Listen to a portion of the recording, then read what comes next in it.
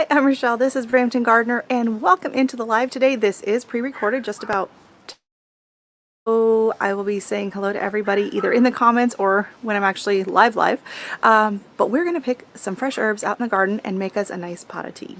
Okay, so that's super exciting. I cut these back and they are resprouting. Those are the Shasta daisies. Well, just one. Okay, one. Oh my goodness, look at that. It's so tiny. This is a self-seeded hibiscus. Seeds must have rolled down the hill. And I noticed this plant starting at the beginning of the season, and we have a little bloom. And look at, we've had like 3 or 4 blooms and I've missed it. They've been tucked in there. Oh, that's such a shame. It's so pretty. A patch of goldenrod. It's self-seeded. It just came up. It grows wild here. And starting to realize I should have brought some pruners. Okay, so I'm just going to grab, grab pruners, you're not going to lose as many. I'm just going to grab a few handfuls like this. Maybe one more. Oops, I dropped that one. Maybe one more. And you're going to want to just double check for bugs. You want to bring any bugs in. Give them a little rinse when we get in the house, but you want to kind of, anything big or any spiders, you want to make sure you get them off before you get them in the. And now we're going to grab some more herbs for it. Look at my lemon verbena.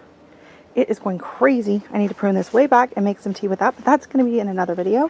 Today we are going to go for some stevia. So I'm going to pinch off a couple sticks of stevia.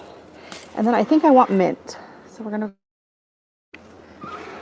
to... excuse me, sir, what are you doing? Why is there a hole? Yeah, you can dig in there for some reason. Why are you digging there? Okay, and then we're going to come over here and grab some of my beautiful pineapple mint.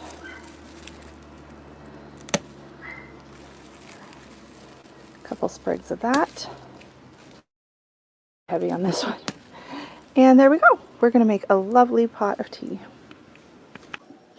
Alright, so I'm going to be using a French press this morning. I find this is just the simplest way for me to use loose leaf teas. So in there, again, I have the goldenrod, mint, and some stevia. And I'm going to pour in my hot water.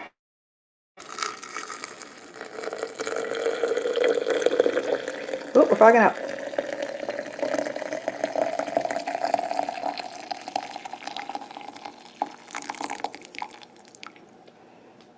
And we're going to put the lid on.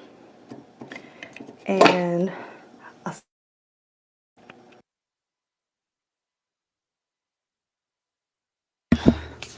gotta take myself off mute. Good morning, everybody. Welcome in. So first in was Psalms 146. So welcome in. Hopefully she's made it back to the chat. G Mama slid in right after her. And then we have Miss Nicole down and Deb from Mrs. Coffee Walks and Whatever. Oh, and we have Dinkin Tankin. Good morning, Tamara. How are you? And Joe. Good morning, everybody. Yes, so I'm pot of tea. So, yeah, I wanted to like do a little heart and I was like, how am I going to do that? And so I just decided, you know what? I'm going to attempt to pre-record a video in like, I had like a half an hour. I'm going to go out, harvest, pre-record the video, and then pop it up as like a little bit of an intro. So you can see what it was like this morning going out. And I caught Dexter digging a hole. Yeah, I don't know what's up with that. So I'm going to be very careful because it is hot. But I have my lovely, oh, hold on.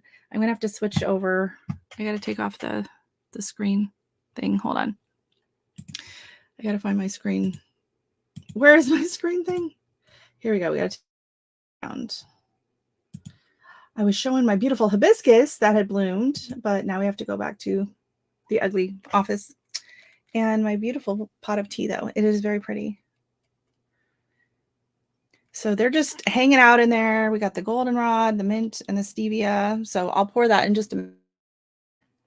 It's been brewing for probably about 20 minutes now. So it should be more than ready. Dexter, yeah, I don't know what he was doing. Like, I don't know if he's looking for grubs or something was in there. Who knows? Yeah, so the hibiscus, so the white one, a shock. If you saw that in the video, I don't know if you came in after, I'll probably pop up that intro video I did and just post it as like a short or something, but you can see it again. I went out to harvest and I saw my white hibiscus was blooming. So I had this white hibiscus for years, and for some reason last year, like it died, like it just rotted out and it died. So I had saved some seeds, and so I did start one from seed this spring, and it's in the garden and it's growing, but it was just covered with calendula. Like it just didn't really have much of a chance, and I didn't expect it to bloom its first. But then I have two other that came up. One came up near the original hole, so I was wondering if maybe it was just like a part of a branch that had survived. But this one is a good like 4 or 5 feet below where the original hibiscus was. So I think it's self-seeded. So it had dropped the seed, it grew, and it bloomed. And in the video, you could see there was like several dead blooms on it. I didn't see because it's kind of tucked in behind the canna. So from that shot, it looks really obvious, but you'd literally have to be standing right in that spot looking downhill in order to see it. So it's not in a great spot, but it's going to stay there. So next year I won't have to plant the cannas in front of it because I had no idea it was coming up. Exciting. So that means I'm going to have 3 more of the white hibiscus in that area. So it's going to be a little hibiscus heavy in the next few years, but they're my favorite plant. So I'm not going to complain about that. Looks like you put a fish. I could put a little betta fish in there and make it an aquarium. Right. You know, I'm going to pour it behind me. You guys can see that. I don't want to pour it over my lap. That would be hazardous. Excuse me. I swallowed wrong. All right. So I'm going to put my strainer part on. I'm going to press it down. And we're going to pour it in.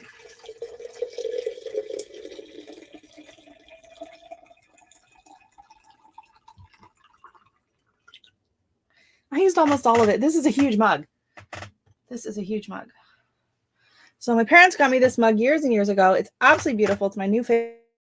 It is from Silver Gulch, which is a brewing company in Fairbanks, Alaska.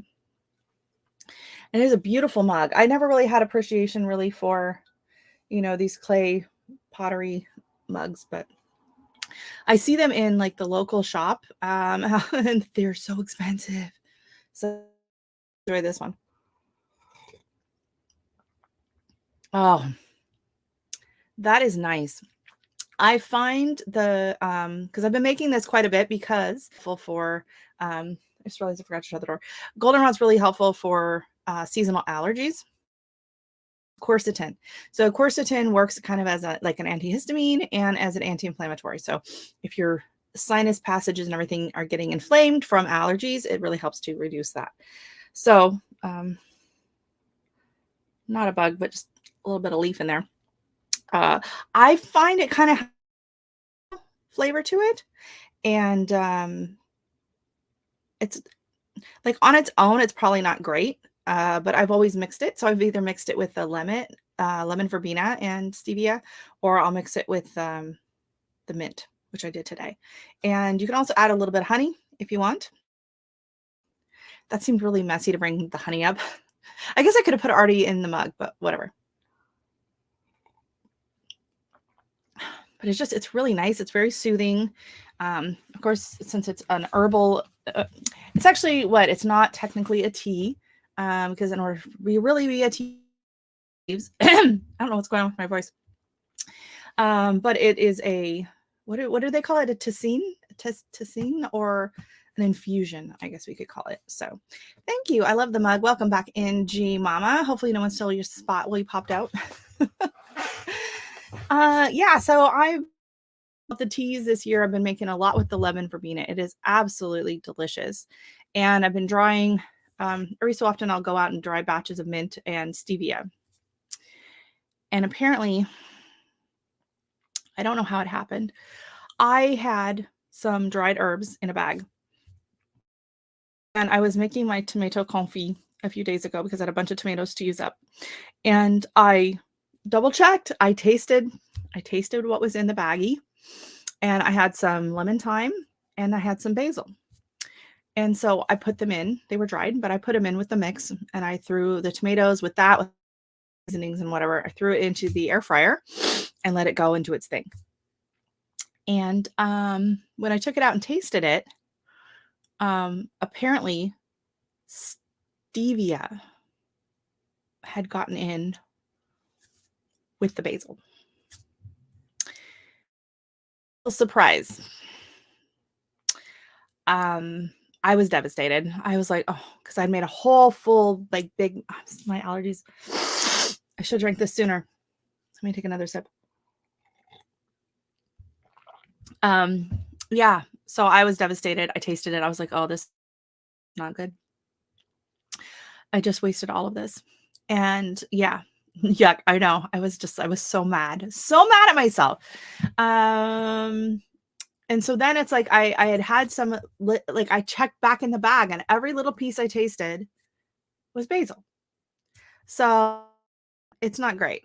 Hey, welcome in, Terry. How are you? Yeah. So anyways, so last night I was making some green beans. So I put some lard and one of my little tiny onions in the container in the frying pan. And then I added in my green beans. And then I'm like, you know what? A lot like my balsamic glaze. So it's a little sweeter. So I'm like, you know what? Instead of adding my balsamic glaze, I'm going to add in some of these tomatoes and I'll go with a red wine vinegar instead so that it's not sweet at all. And honestly, from what I could taste last night, I didn't really taste the stevia. So I'm hoping it was just maybe like one or two in, and it just happened to be where I tasted it. So it worked fine in the green beans last night. So I'm hoping it works good. My favorite way to use it is mixed in with cream cheese, like on a bagel. So I'm really hoping I didn't ruin the whole container and that it's salvageable, especially if I kind of offset it with a bit of the red wine vinegar. I think that will help. Hey, welcome in, Danny. How are you doing this morning? Nope, that's the wrong one. Nope. There we go. I haven't done this in a while. I was like, oh my gosh, I haven't been live in ages. How did I used to do this every week? Setting everything up. It's a lot of work. It is a lot of work. It was nice to see Joe live again last night for Thursday.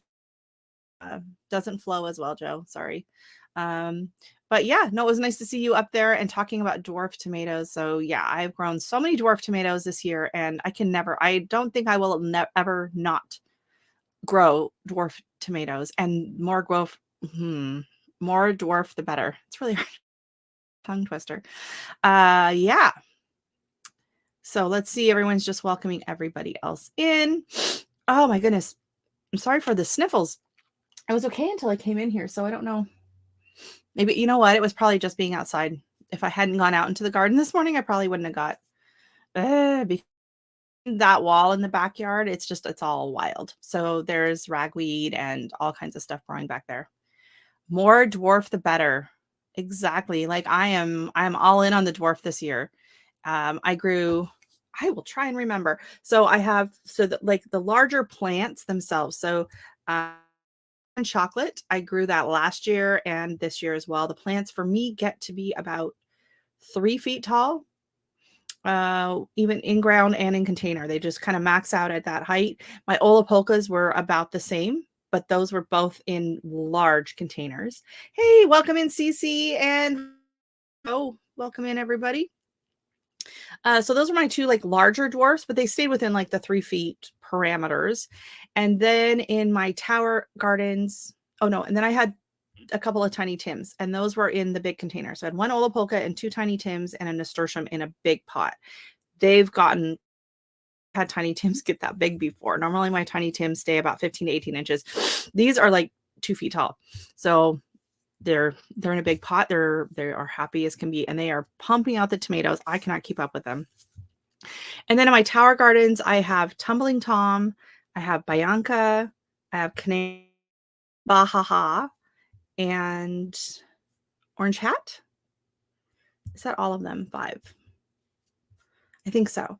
And so for seed saving, I have to be more intentional on a few of them because I hate saving tomato seeds, the whole process of dealing with them and the fermentation and all.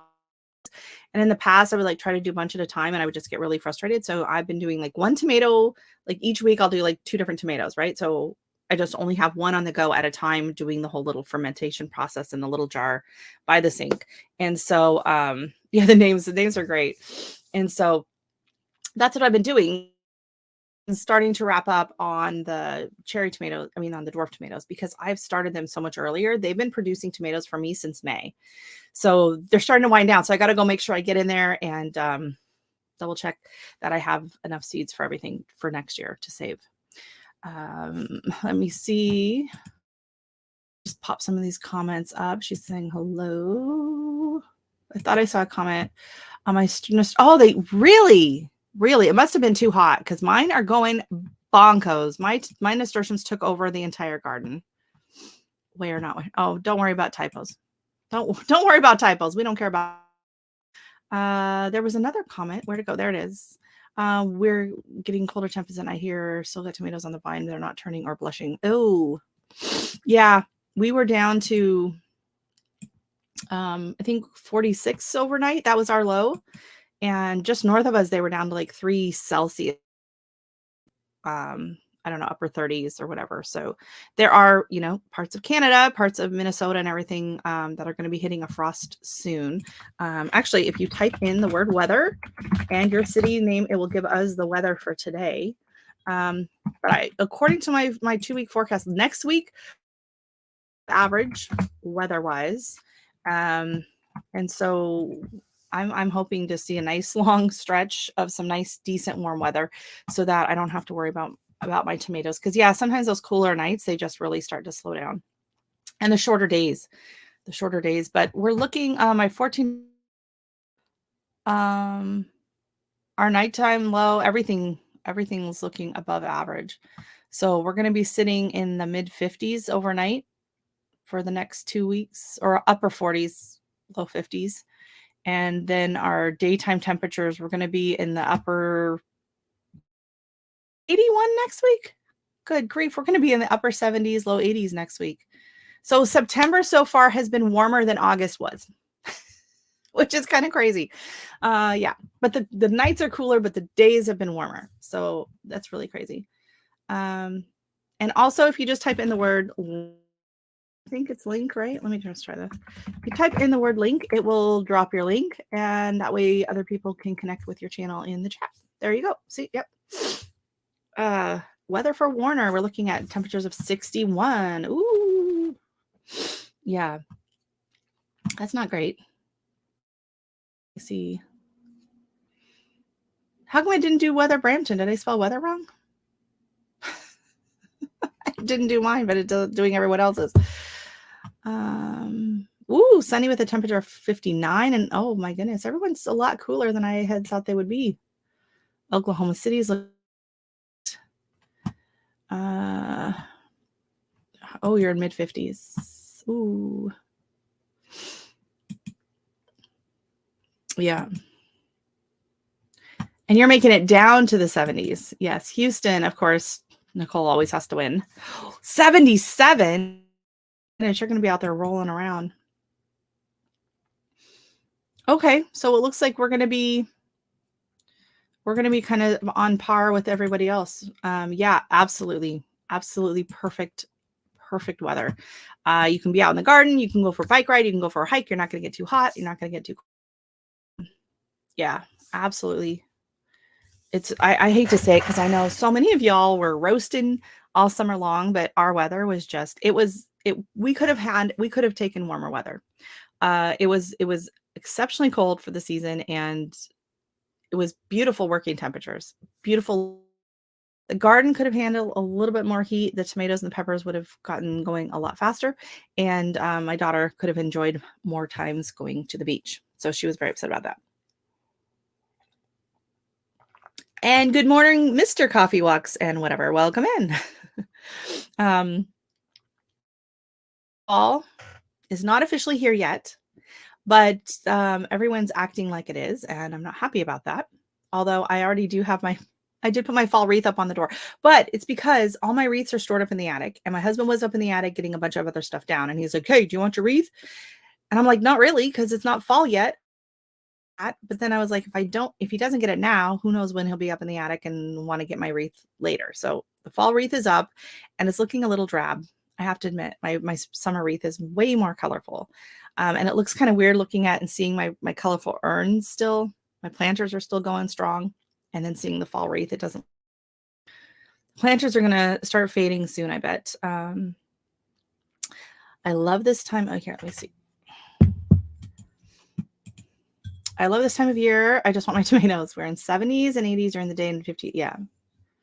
Hopefully they start blood. Maybe just tell them some jokes. Tell them. That might help.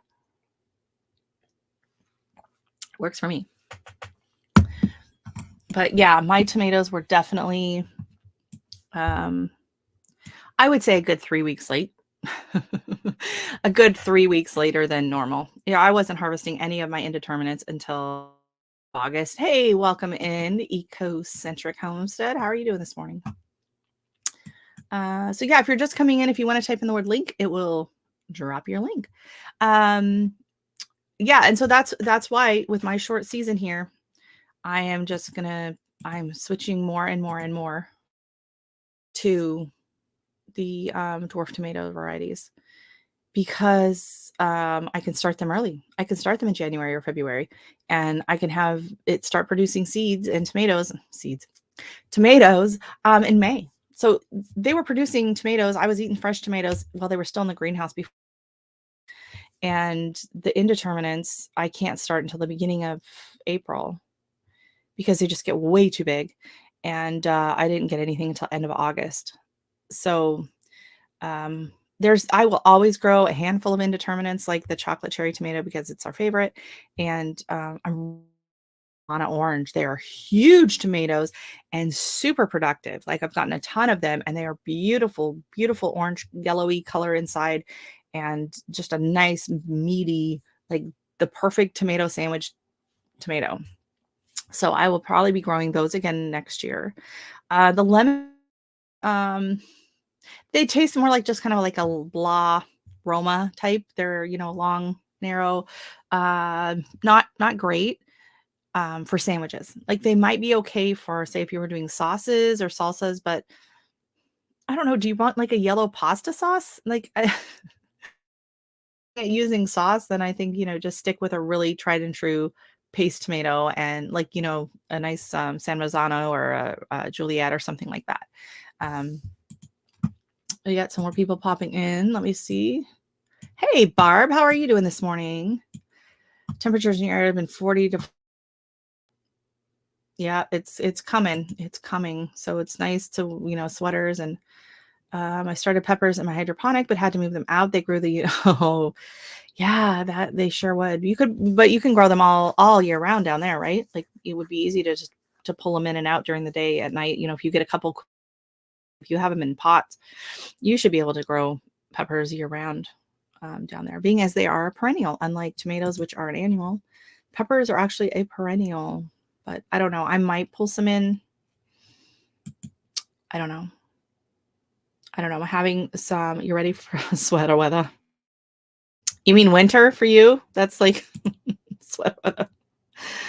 I found a recipe for green tomato chili. I'm trying to. Oh, that sounds interesting. I've done salsa, and my good friend who's Indian makes an absolutely delicious green tomato chutney.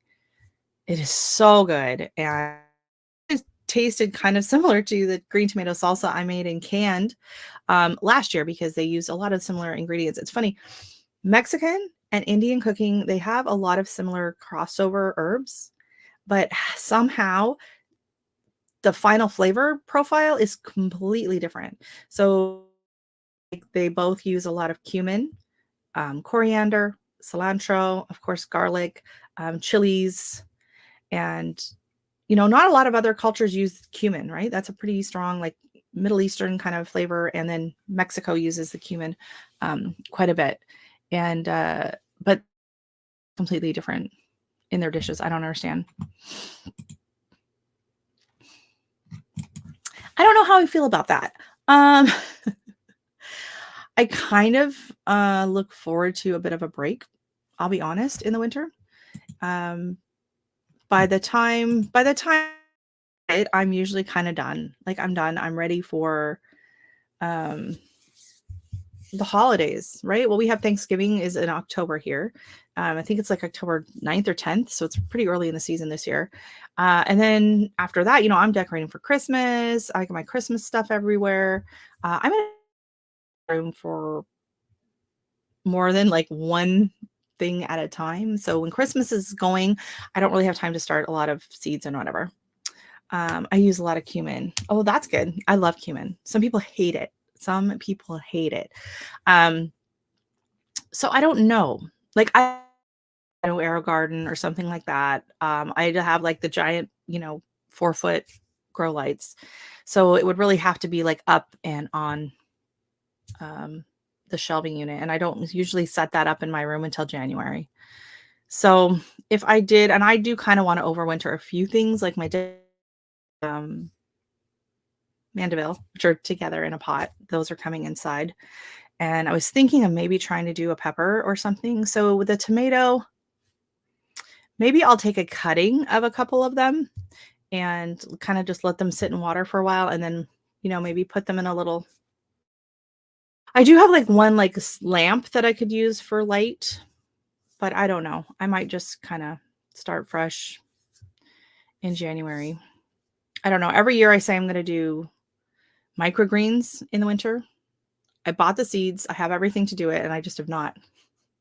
I have not kind of like the break. I like spending time, organizing my seeds, playing around with seeds, ordering seeds. So one of my next lives, I'm probably going to be doing like a seed shop online. I have not ordered anything from Baker Creek in like 2 years because they quit with the free shipping to Canada. And there's the possible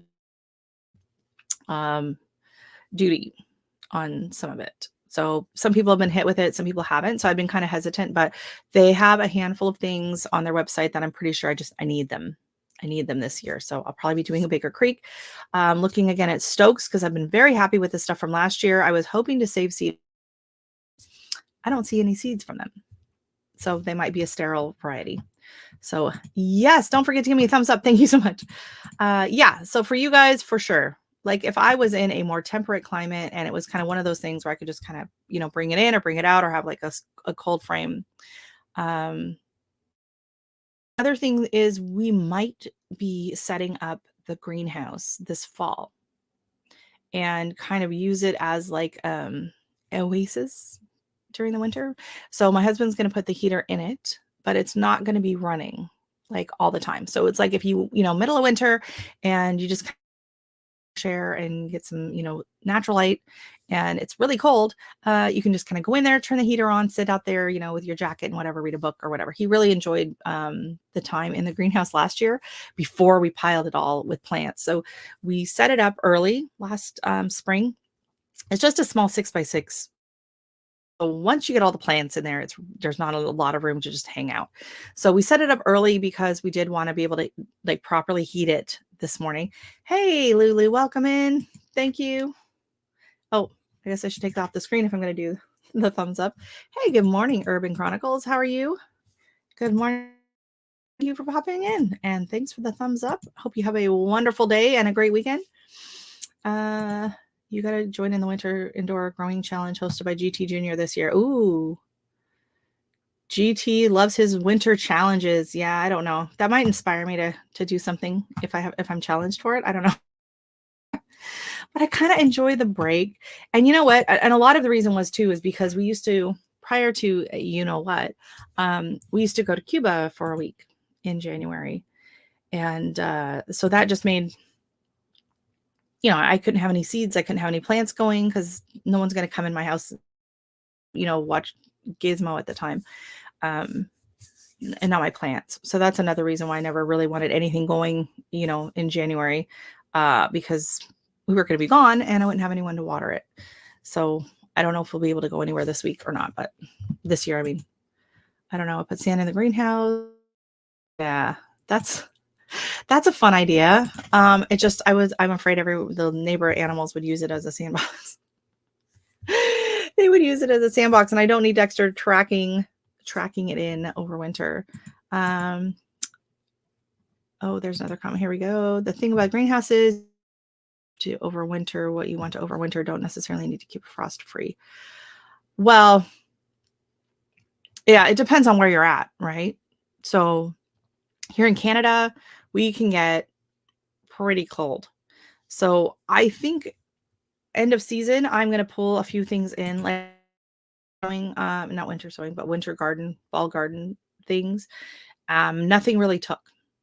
So I don't even know if I'm going to have anything. I was hoping to have some, like, the brassicas. I started the collards. They just fizzled. I think it was too hot for them when I planted them out. I was kind of hoping to have a few that were in pots or containers that I can just kind of stick into the greenhouse and use it like as a cold frame and just extend my season a little bit longer.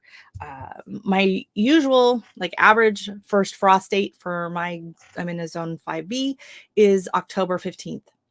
And some years it's been later. The last 2 years, we have not had a killing frost until November 7th.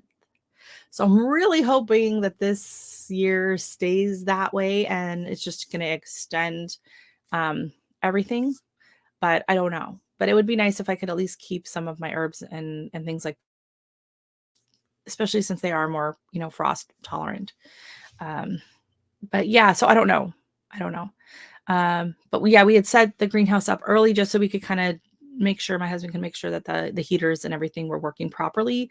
He has everything set up on a timer and on like, so the heat will come on at a certain temperature and then the exhaust fans will come on at a certain temperature and then the light comes on and off automatically. And so he wanted to kind of work all those kinks out and make sure that there weren't any fails before we put our, precious seedlings out into the greenhouse back in out in March, end of March, April, somewhere in there.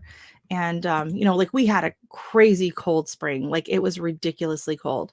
So, yeah, I mean, I think it'll be nice to get, just to get outside because sometimes it's like when it's so cold and here it can be very sunny. It can be like -30, but it's sunny and windy.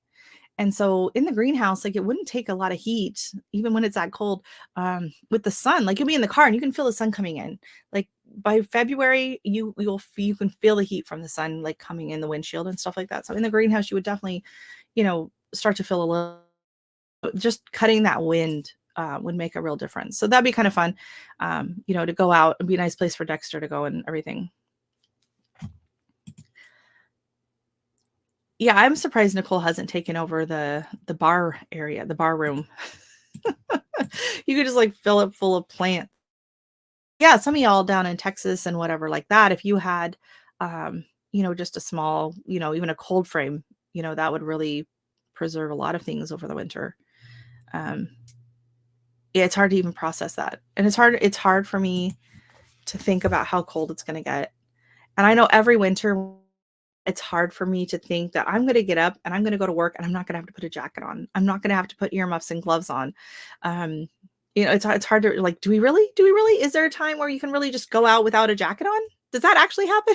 Like by the time spring comes around, it's like, it's almost hard to believe that. It's true. We put all the plants in the bar when it gets cold. Very nice. Plant bar. Plants and drinks. Plants and booze. No, that's not a good one. We'll have to come up with a good name for that. That's not a good one.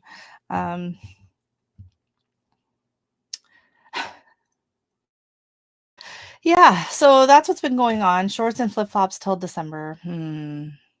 Yeah. I lived in Florida, so for 3 years before I moved up here. And yeah, it was crazy. And it was funny because I was from the Northwest. And so even in winter, flops and maybe a light sweater, but like true Floridians were like in like coats. They were like wearing coats and like boots. If it dropped below 60, it's like, seriously? So yeah, what else have I been doing? Well, and that means plants and booze is better than saying Thursday fun day. Yeah.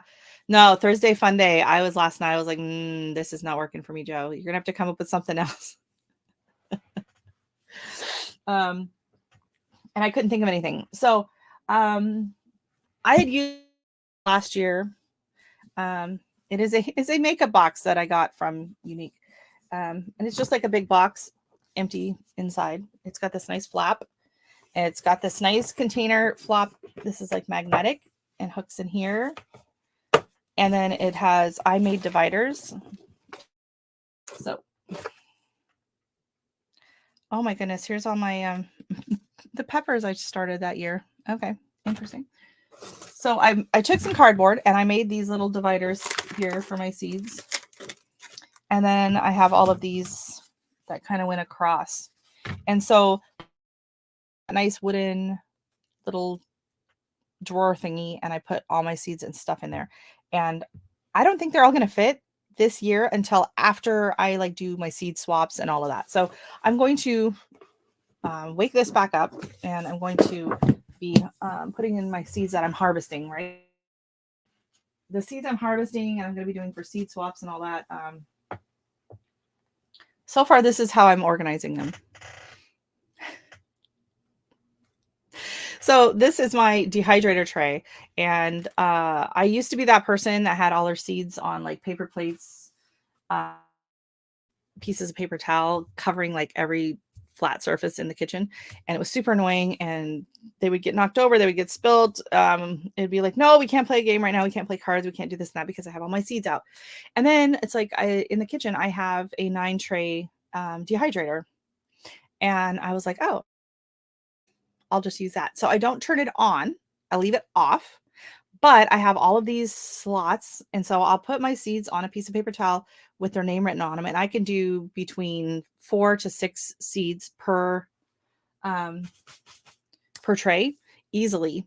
And then I just put them in there air dry, but it keeps them safe. They don't get knocked over. They don't get accidentally thrown out, and they're not in the way. So that's kind of where I've been storing all my seeds. And then once they're dried out and everything, I put them into my little envelopes, which I ordered a bunch of them off AliExpress. So go through. You can't do flip-flops either. Oh my goodness. I live in flip-flops. No, see, I would wear, even when it's cold, like my neighbors would make fun of me. Like it would be snowing and freezing cold and I'd be going over. So I'd like throw on a coat, but I just throw on my flip-flops because I hate wearing socks. And so I'd rather wear slippers. So I would just run over slippers on because I don't have to put on shoes or boots. So I'll run out in the snow. My feet don't get cold like that for some reason. So, all right. Without dropping nasturtium seeds all over the place because they're very roly-poly, we are going to try and set this here. Fortunately, it rests on my belly. Don't know if I should. All right, so I'm just going to go through the ones I have saved already, and there's not a lot in here. So this is the orange hat tomato, and I've been kind of disappointed with this tomato this year, and that's entirely my fault. I put it on the back side of the tower garden, and I just did not get enough sun. So it's been a lot, so whatever. What has been producing out of control this year are my nasturtiums, and there are so many seeds, and you can actually take the seeds and pickle them, brine them, and make what's called like poor man's capers. I haven't done it because it looks like there's a lot of work involved and it's that expensive anyways. Like I'll buy a jar and it lasts me for quite a while because no one else will eat it, but nothing wrong with built-in trays. It works. So we have climbing nasturtiums. We have solid yellow. We have the papaya nasturtium, and this one is less of a beast. So I'll probably be using these in places next year where I don't want them to be as obnoxious. So the yellow, the orange, and the climbing nasturtiums are like insane. Absolutely beautiful. I do love them. They are great in certain places, but not where I put some of them this year. But the papaya nasturtium, still very nice and full, but less aggressive of a bloomer of a plant. And then I have a yellow with red nasturtium. So last year I planted climbing nasturtiums. I had the papaya, and then I had another one called I can't remember, but it was a mix. And in that mix, I have gotten the orange, a yellow with red, and then a solid yellow, and like a maroony red. So I've been trying to colors out, whether that will work or not, whether they will bloom true or it's a mix and they'll just constantly whatever. I don't know, but I'm doing my best. And then we have the lovely pink poppy. There are so many seeds in here. So many. Oh my gosh. Each poppy seed seed head holds like a million and billion seeds. So you really only need to harvest like one or two. And if you don't harvest them, you will have 50 million poppies coming up the next year. So those are my pink poppies. I have some seeds off of my lime green coleus. Bob, how are you doing? Good day over in the UK. Hopefully you're getting some decent weather over there. Then I have my Blue Beauty tomato. Absolutely beautiful tomato. The flavor's okay. I haven't really been blown away with it, but it's decent. Just random coleus. I didn't really single some of that out. My Jasper millet. I have a ton of seeds in here, and this was a total pain in the Batutski to harvest the seeds from. Like, to get the chaff off, I was going nuts. My husband's like, you need to winnow it. Winnower. Okay. Okay. Amana orange. Apparently there's no seeds in there. Huh. All right. I don't know why that's there then. My Turkish eggplant, which I'm absolutely loving. I liked them even orange, which apparently you're supposed to harvest them green, because when they go orange, they're more bitter and they're only good for stuffing. But I sauteed mine and made kind of a dip out of it, and I thought it was delicious, but I love eggplant, so I didn't mind it.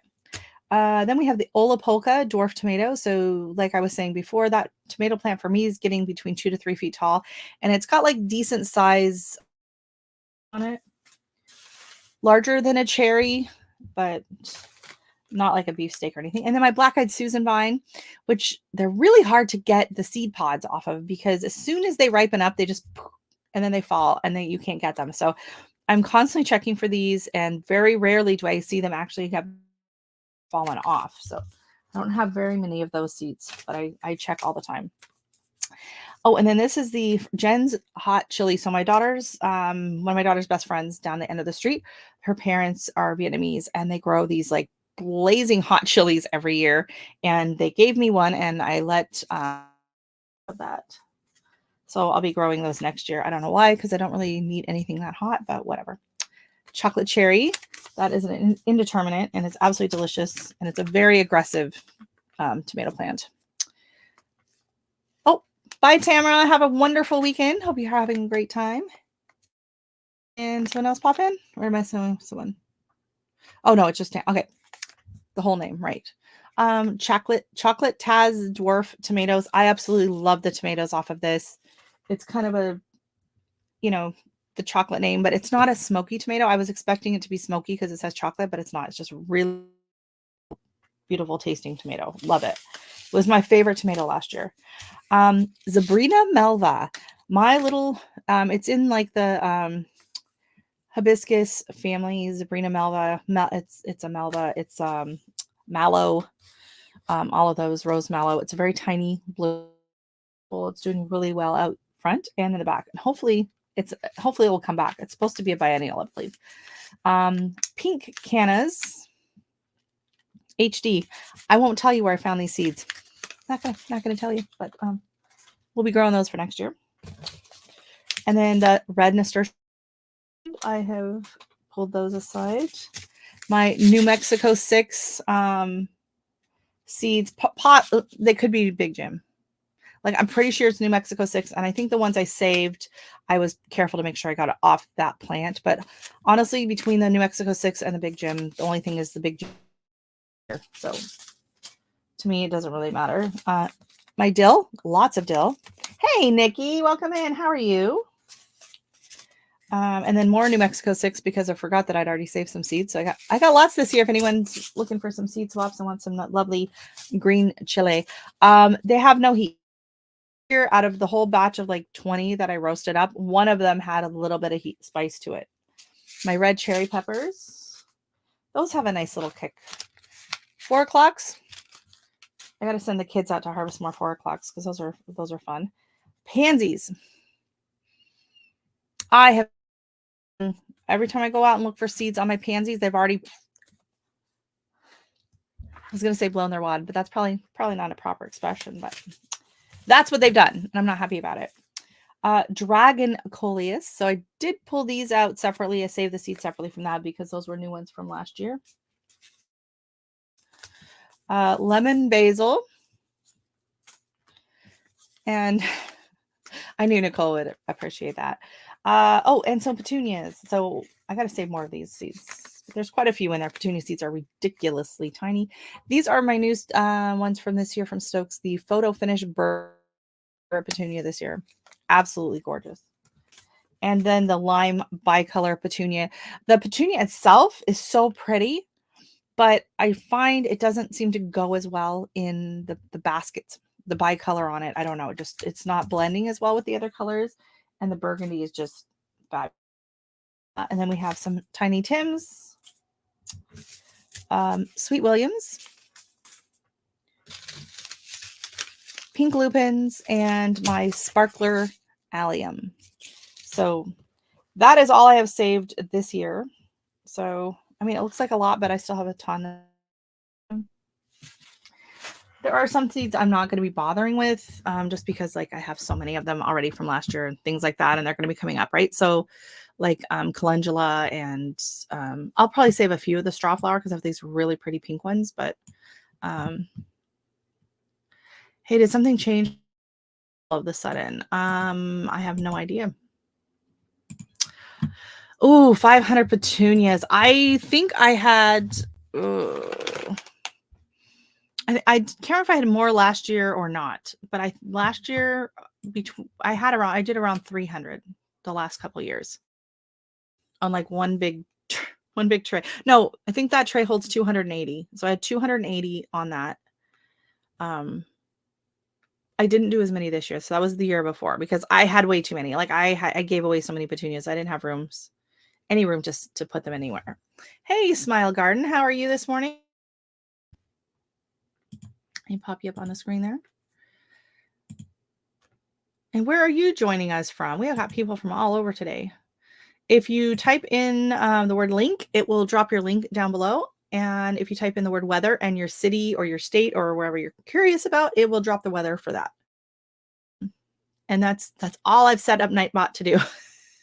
I keep remembering, I got to set up the jokes and all this and that. And I just never remember. I never remember to do that. So Miss Nikki, I haven't watched your latest video, but I have watched the other ones, and you are killing it on the beans this year. It's really doing well for you. No location provided. Yeah, you have to type in weather and then like a city name. If you're new into the chat, at the beginning of the show, I brewed. So in here, I will show you without a glare on it. Hopefully, we have some goldenrod and some fresh mint and fresh stevia. So goldenrod is supposed to be really good for all kinds of things, including allergies. And I remember, and I have not checked the veracity of it, but apparently they say in nature, wherever anything grows that is poisonous or toxic, its cure or antidote grows within like 3 feet. And I found that, and it's later you realize, oh, it's true for a lot of different plants. Whether that's always true, I don't know. But ragweed and goldenrod grow together everywhere, and goldenrod is supposed to help with allergies from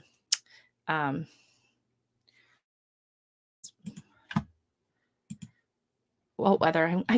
So I have the chat open, and I did the pop out chat from YouTube, and then I have the chat on StreamYard, and the chat on YouTube comes up faster than the one on StreamYard. So I'll come over here to pop something up on the screen and it's not there. Clicking on the wrong thing, right? I think I have goldenrod in my yard weed. I have to look up to see if it actually is goldenrod. If it's like a bright yellow golden color, then it's goldenrod. Because ragweed, it doesn't really have much of a bloom on it at all. It's kind of boring looking. Actually, I think I have and see if I can pop that up on the screen. Oh, I'd have to do it as a slide, right? Oh, I can share screen. I could share screen. So I did download a thing because I keep meaning to put this up as a thing on Instagram, because people are getting mad. Lady over posted a picture of someone's beautiful goldenrod in their front yard, and she was furious, and she posted, "How rude. Some of us have allergies. Don't you have any consideration for other people?" And blah, blah, blah, blah, blah, blah. And I was like, well, technically that has nothing to do with allergies, ma'am. It's for allergies. So you should thank them for growing it and ask if you can make some tea out of it and stop complaining about what you don't know. Yeah. So I was not very sympathetic towards her. She did not come back into that conversation either. I did download it, but I think, you know what? I think it's on my phone. Ragweed and goldenrod. And goldenrod, actually I showed it in my video, which I can show you that really quick. So video file, I will upload that really quick. And then I will fast forward. So this is this Brampton Gardener, and welcome into the live. And we're just gonna pop it up here. So this is cool. And use pruners. Don't Just rip it like I did. Okay, so I'm just gonna grab grab pruners. You're not gonna lose as many. I'm just gonna grab a few handfuls like this, and maybe one more. Oh, I dropped that one. So this, and you're gonna want to just double. Here, I think I showed it a little bit better before that. Hold on, let's back up a little bit. Oh, there we are talking about. That's the self-seeded. All right, so here's my lovely little patch of goldenrod. So you can see, I'm going to pause it for a second. You can see the leaves on this, like sharp and long leaves, and then the flower has a beautiful color to it and kind of, you know, froofy.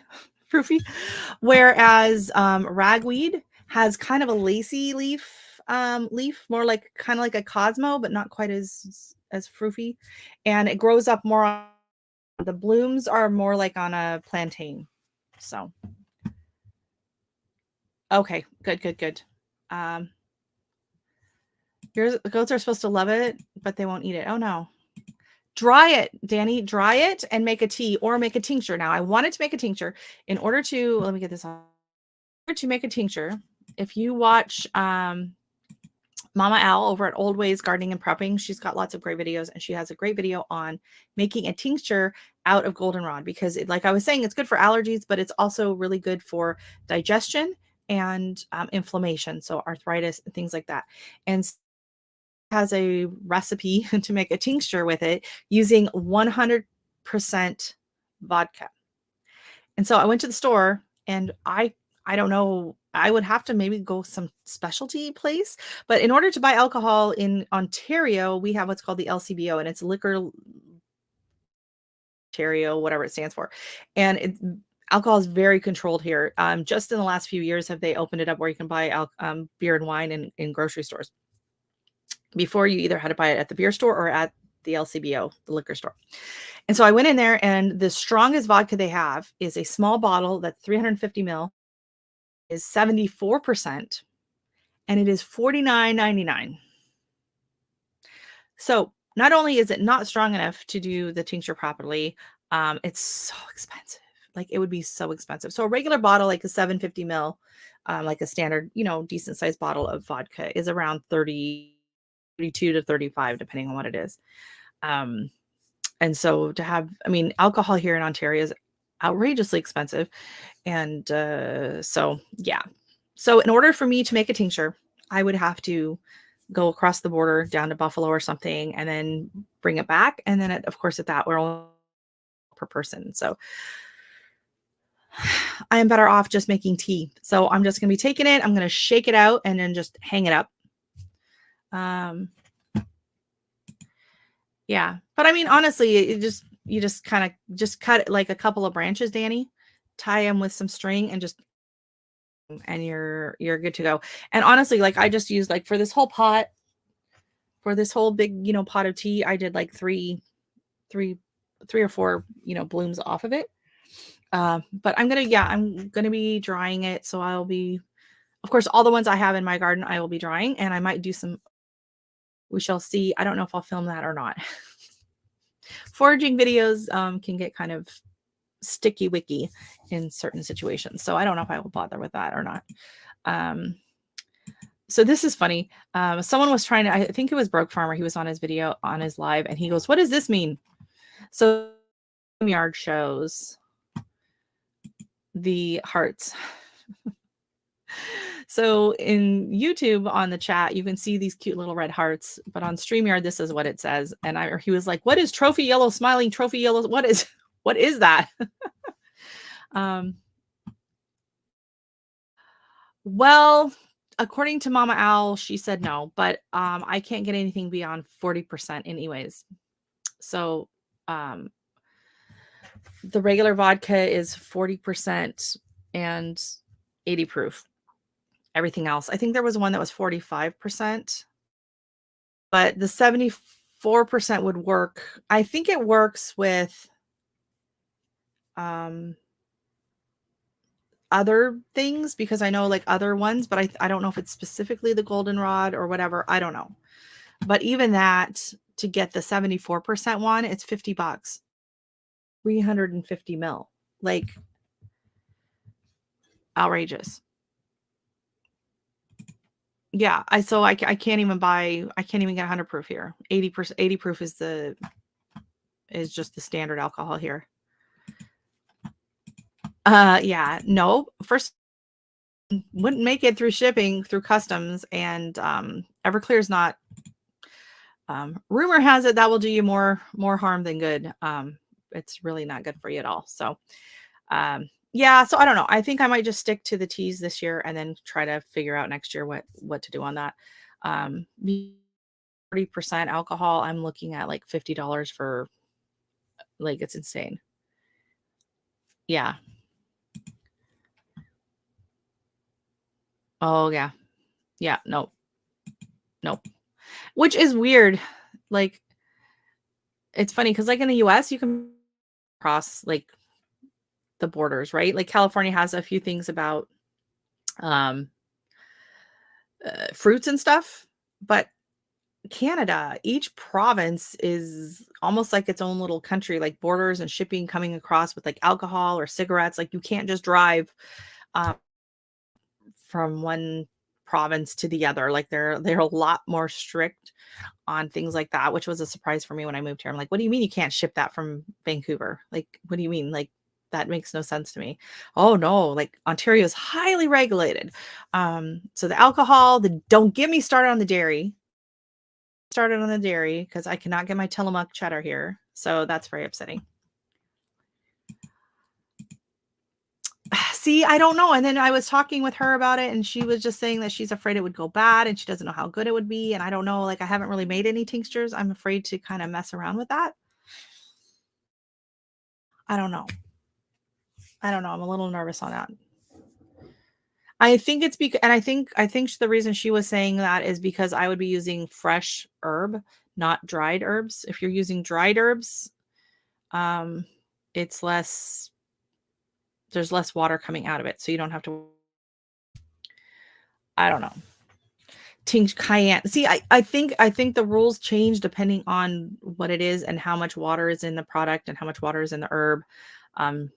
And what's going to come out of because you can just kind of put the whole thing in. You're not like just taking the petal. I don't know. I don't want to mess with it. And honestly, vodka, even regular 40 proof, is stupid expensive here. Like I made, what did I make? The vanilla, and that was outrageous. Like, and people say, "Oh, just use a cheap vodka." We don't have, okay? Our like cheapest vodka or gin, like Gibson or whatever, like the cheapest one you can buy is like $3 to $4 less than like the regular price stuff. So cheap vodka or cheap gin or cheap whatever is only a couple of, because everything is so highly regulated. They will not allow there's like a base price that is established. So like even beer and things like that, you can't just go and buy like a super cheap beer. It's very regulated. And the thing is that like if alcohol was too cheap, people would drink too much. People are already drinking too much and they're just paying it. And then that money is actually coming out of, their children's, whatever. But well, there you go. Like in a tea form, like if and it's a tea, like to me, that's a little less worrisome than in a tincture where it's like super concentrated. But a cayenne tincture, that sounds interesting. Sounds spicy. How is that different like than like hot sauce? Cayenne tincture. I might be having to make some hot sauce this year. I got some hot peppers and I'm not sure, like dry and stuff. So I don't know what I'm going to do with that. I have possibly lemon drop or the sugar rush peach. But I don't think my sugar rush peach seeds germinated or only had one. And I've got 3 or 4 of these plants that look very similar. Them. So I posted on Instagram about it. I was like, I'm scared to try them because I know a couple of my plants I know are scorpions. And then I have a few others that I'm not exactly sure what they are. So I'm like, okay. So I did cut off a little tip off the longer yellow ones. And the very tip, there was no heat in it. And it tasted like a peach. I was like, this tastes like a peach. Then I cut another little slice, and that one had a little bit of the membrane in it. And that I was like, ooh, that's got a little kick to it. And it tasted a little less peachy, but still very fruity. So it could really go either way, lemon drop or not. The heat on it was nice. Like I chopped up half of it and threw it on my pasta salad just on my plate. And so definitely edible, not too crazy hot, which the scorpion, which was the other one, I was hoping was a habanada. But when I cut it, I cut the tip off and again, tip. Then I did my next slice and it had a little bit of membrane and I literally just touched it to my tongue and I was like, "Ooh, that's hot. That is hot." So I'm not exactly sure what that one is. It was marked scorpion, but the other one next to it is definitely a scorpion. I don't know. Pokeberry. Yes, pokeberry, poke tincture. Yes. Now, Mama Al was talking about that in her live on how the poke root tincture, how you have to be very, very careful with it, but it's very, very potent for very serious illnesses. And I guess she was saying you could freeze them and then just pop one a day in your mouth and for like arthritis. But I have no idea about any of this stuff, and I am not promoting any kind of herbal or natural health healing. um, just yeah, there's a lot out there. There's a lot of information out there, and I do think that a lot of the risks have been overblown in a lot of cases simply to prevent people from trying to do things on their own because the powers that be would much rather have us all buying farme soup, doing things in the natural way. But I don't want to get too much into that because that's a dicey topic. Apparently there has been all kinds of seniorship going on YouTube recently for anything health related. So if your information does not directly coincide with what is officially being stated by the WHO, then YouTube, they might not necessarily, they will definitely be yeah, exactly. Like I grew up always having herbs, and I've gone to many a Chinese doctor and taken their teas and all of this and that, and it's all about knowing what you're doing and doing the research. But yeah, they're really cracking down on a lot of that stuff, even here in Canada. I wouldn't be surprised if your ability to just buy, vitamins and herbs in the stores. So I have been stocking up on books for foraging and things like that because, a lot of the stuff that they, that we can use and make. And then they act like, oh, herb. I don't understand because, oh, that's ineffective. Why would you use that? Don't use that. It's not effective. And then on the second, the second half of their breath, they'll be like, oh, you have to be careful because they can be contraindicated with other medications. It's like, well, how can it be both? How can it be not effective but dangerous if taken with something? Right? So sometimes there'll be like something they'll be good for like your blood, good for lowering blood pressure, right? It's a natural herb, good for lowering blood pressure. And it will totally be discredited, but then they will say, oh, medical doctors will be like, oh, but don't drink that or take that with your blood pressure medication because it could drop your blood pressure too low. So then it's not effective. Right? Like how do you give both warnings at the same time, and how do you not hear it when you're saying it? Like, I don't know. It's mind-boggling. It's mind-boggling to me. And when you there is every single, medication or drug or pharmaceutical, every single one of it has been inspired or derived from an herb or something that's growing in nature, usually in the Brazilian rainforest. But that's where it's all based on, and then they make a synthetic form of it, easier to regulate and all this and that. So I understand like dosing, with teas and whatever, some versions can be stronger and not. But I think with a tea, it's less likely to be as intense than if you did like a tincture or whatever like that. Hey, Frosty Lone Wolf, welcome in. Good to see you again. Saw you last night over on Joe's Live. Yeah, well, you know what? While we're in here, we got to come up with a better name for Thursday nights, for Joe's Thursday night fun day. Yeah, because that's not working for us, Joe. Not at all. Yes, and have an herbalist mentor. That is great, because some people, the more you and the things and the more you experiment and try different things, the more you become more comfortable with it, and it's less scary. It's less, because to some people the thought of like going out into your garden and grabbing something that you're growing and making a tea out of it, it's very intimidating.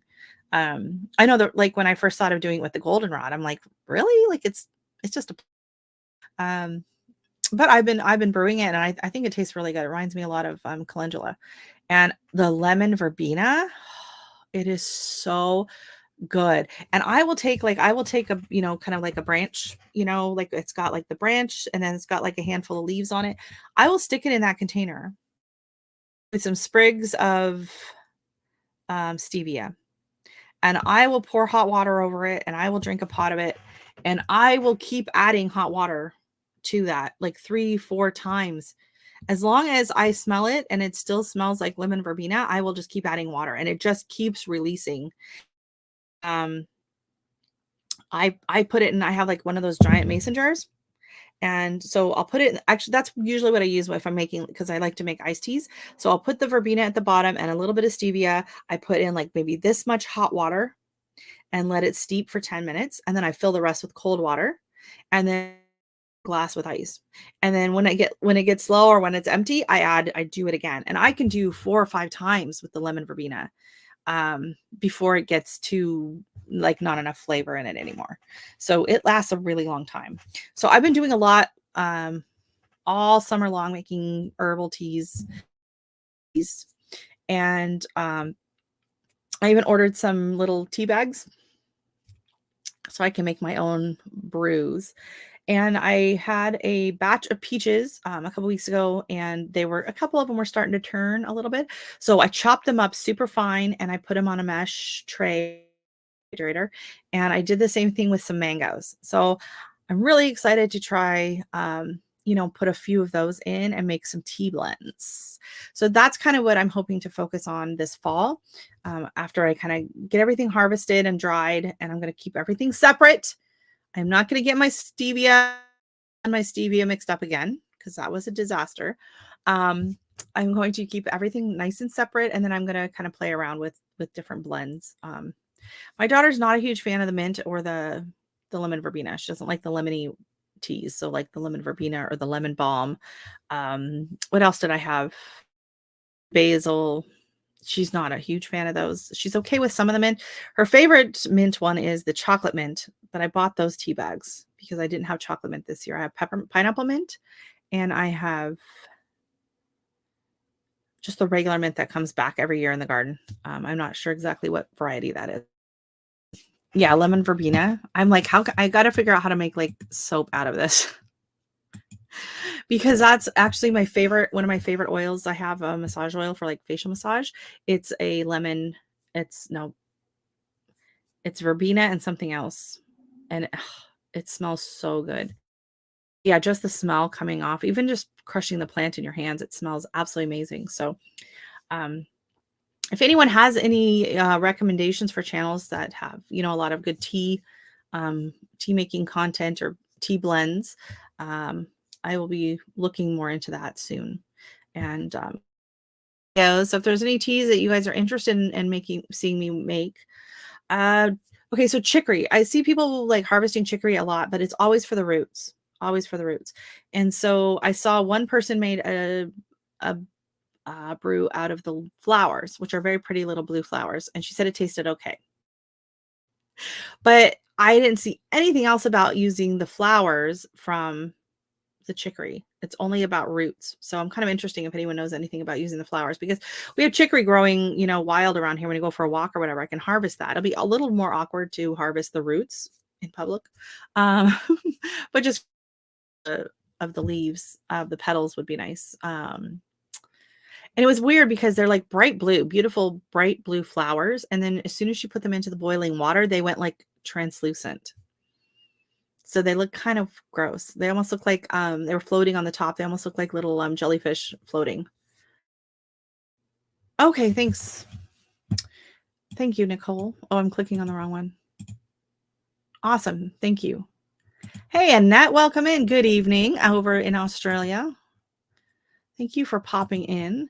And then, yeah, Roselle's not happening this year out of my garden. So the Roselle plant, Nicole, it was doing really well. I had repotted it in that little planter, and it was putting on new little shoots of leaves. It was doing really well. I was so proud of it. I went to take a picture, and it was gone. And I'm like, where did it go? And I saw it laying on the ground. It looked just like a stick. And I stuck it back in the plant, but it's not looking good. So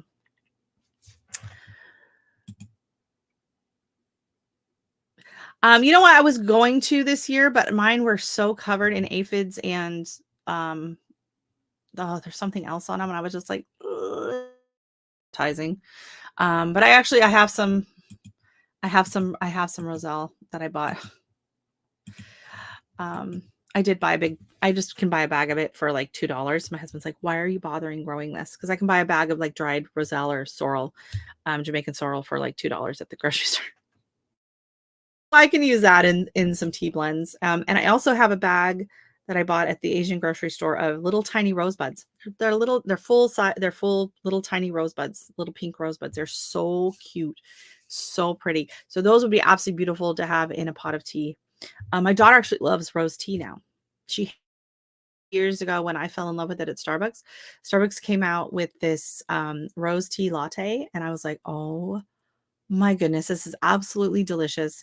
And she hated it. And then the boba place up the street came out with a rose tea boba, and now she loves rose tea. So I do make a lot of that in the rose tea. I believe you can use regular hibiscus flowers for tea. I let them, I want to see them bloom. They only last for a day, and then I haven't bothered harvesting them. But I could. One year I grew, and it was quite successful. It didn't get any flowers on it, but did grow the cranberry hibiscus. And that you can use like the leaves and the blooms and everything for tea. And I did use that, and I made some stuff with that. But I think so. I think any kind of hibiscus can be used, but I think it's traditionally, if you buy hibiscus tea, it's the Roselle buds thingies that you're using. But I do think you can use others. And you would not want to use the leaves on the Roselle in the tea because it's very bitter. But it is called something that starts with a G in India, and it is green pickle, and it is absolutely delicious. It is one of my favorite pickles, is made from the leaves of the Roselle. Okay, you don't mind it? Yeah. But yeah, you should look. I should find that recipe. I should find a recipe for you for that, because you have enough of those leaves. But yeah, it's used. And I really wanted to grow a bunch of it this year so my friend could make a batch of it, but that did not happen. But she brought me over a big batch that her mom had made, and they had brought over from India. And it is absolutely delicious to use the greens that way. So finding all these different ways to grow it, what we think of as weeds or whatever. Yeah. I can't think. I should look into it. The green.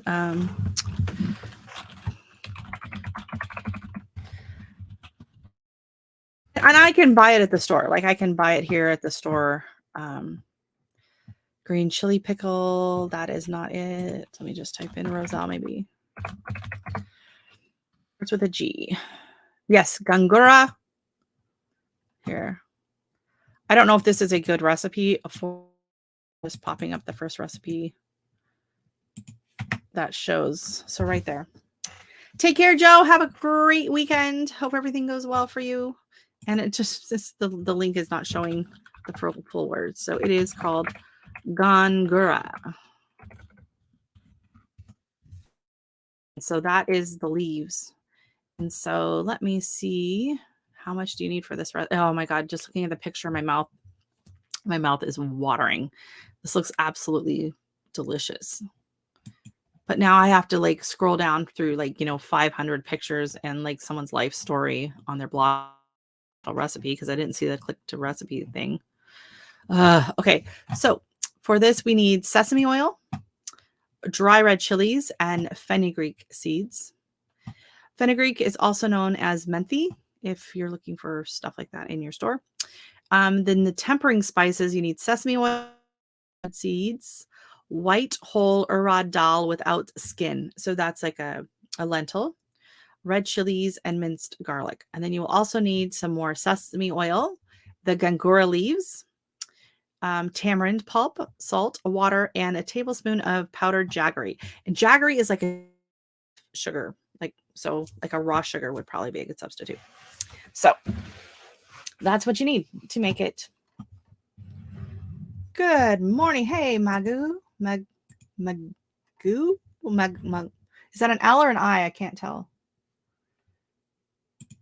I can't. I am probably slaughtering your name. I apologize, but welcome in. Where are you joining us from? You said neighbor. So I'm wondering, are you here in Brampton or at least here in Ontario? Welcome in. Joe is heading out. Joe has had a very, very busy summer. So it'll be nice when he can get back to Sunday Fun Day because it's just way more fun to say. But it was nice to see him on last night. If you didn't get to check Joe's live, he's Garden State Gardener. If you're still here, Joe, just type in the word link and I'll drop your link. But if you weren't, hey, Chuck, good to see you this morning. But if you weren't there for Joe's live last night at Garden State Gardener, he had two lovely ladies on and they discussed dwarf tomatoes, like A to Z on dwarf tomatoes. So if you're interested in growing dwarf tomatoes, which I highly recommend, I think everyone should grow them. I don't see why not, especially if you're in limited space or have short season. Definitely grow dwarf tomatoes. But yeah, they like went over backwards and forwards. And the lady, Mr. and Mrs. Tomato on there, she had like so much knowledge and she's grown so many different varieties. And so they talked about a lot of the different and other places to find them. Right. So it was very informative. I enjoyed it. And I've grown, a handful myself and I've really, really loved them because without them, I wouldn't have had any fresh tomatoes till end of August. So I'm really happy to have those. And I think Nicole, you grew some this year. That was the one that kept falling over. Cherry Falls. I think it was Cherry Falls and vertically challenged tomatoes. We can still say dwarf when we're talking about tomatoes. I think, yeah, she had like Cherry Falls and I think you grew the Olapolka as well, right? And the Bahaha. Did you have those? How did those do for you? I don't remember you talking. I don't know if maybe they didn't do as well for you. But I know you had the other ones. Yeah, if you have time just to, go back in, I'm sure Joe would appreciate the watch time on that. It was good last night. Yeah. I was like, what? Thursday fun? What the heck is going on? It was a little confusing. So I popped in and I was really happy that I did. So Chuck, what is up with Chuck in Mississippi? How's it going down there? Are you guys finally starting to cool down a bit? Are your beans doing well? Chuck's got, I have not had a lot of new videos coming out. I did edit a video and I was going to release it on Thursday. And then I decided that I'm going to join a cooking collab because it's a cooking video. And so now I have to wait to release it. And I was like, oh, well, I haven't edited anything else.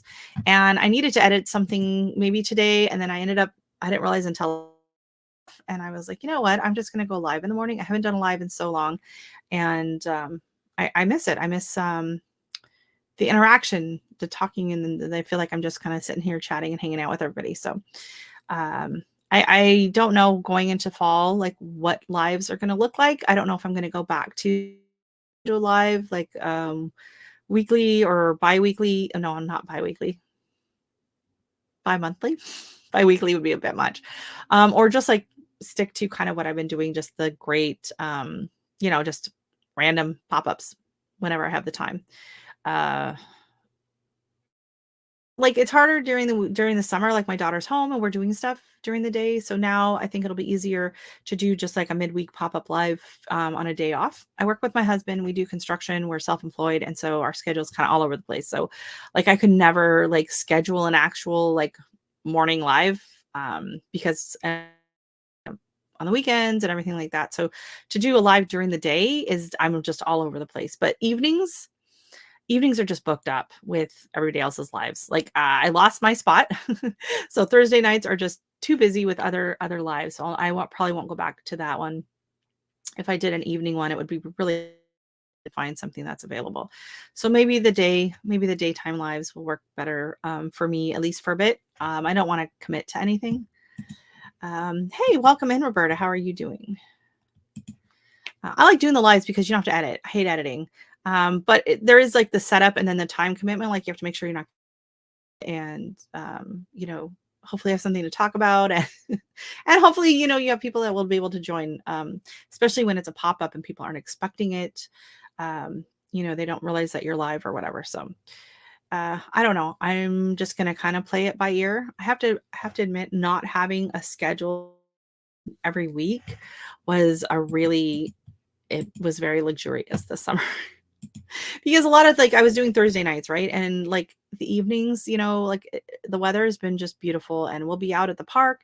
I'll take Dexter, go for a nice long walk, and then I hang out at the park with my friend, and we stay there until dark, right? Which in the 10 o'clock, it's still light out.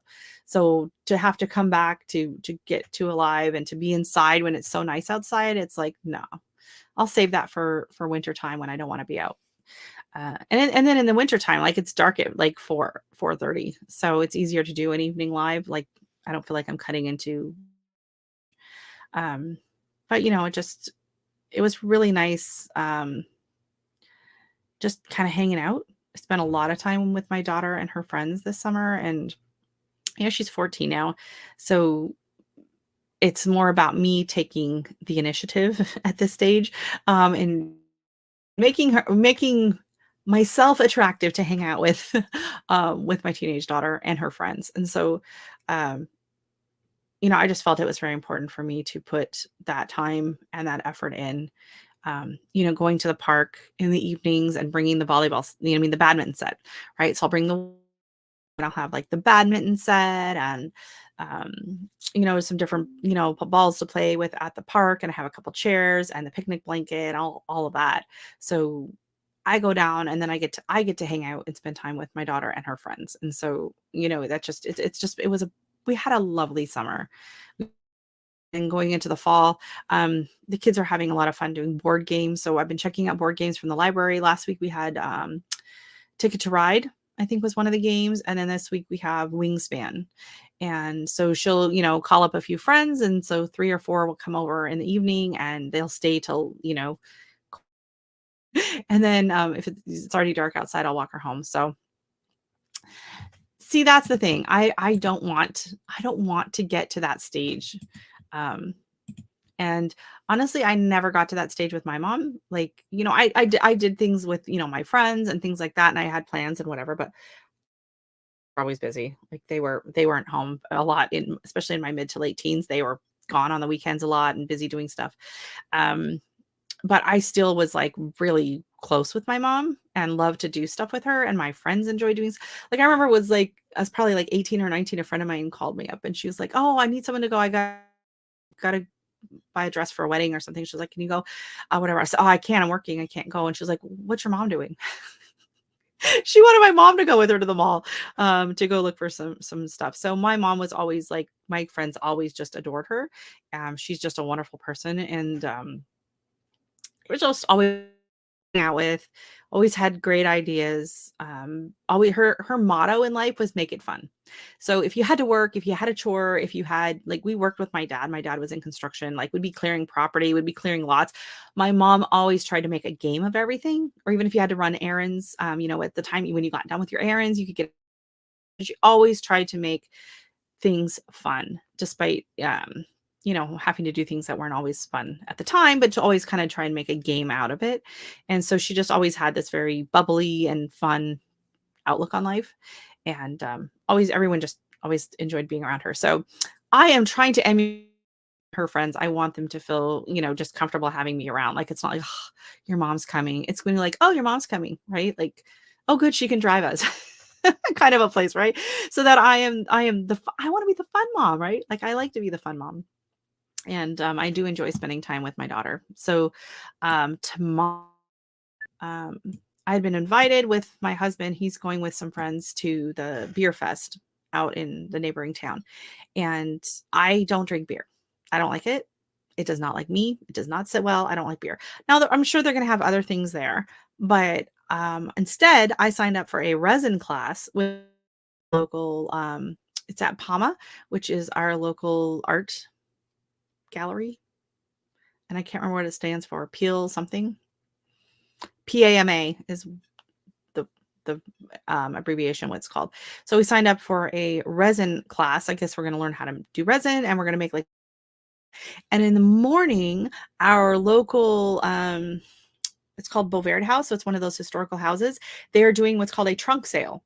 So it's basically going to be kind of like a thrift or a garage sale that people are selling stuff out of their trunks in the parking lot.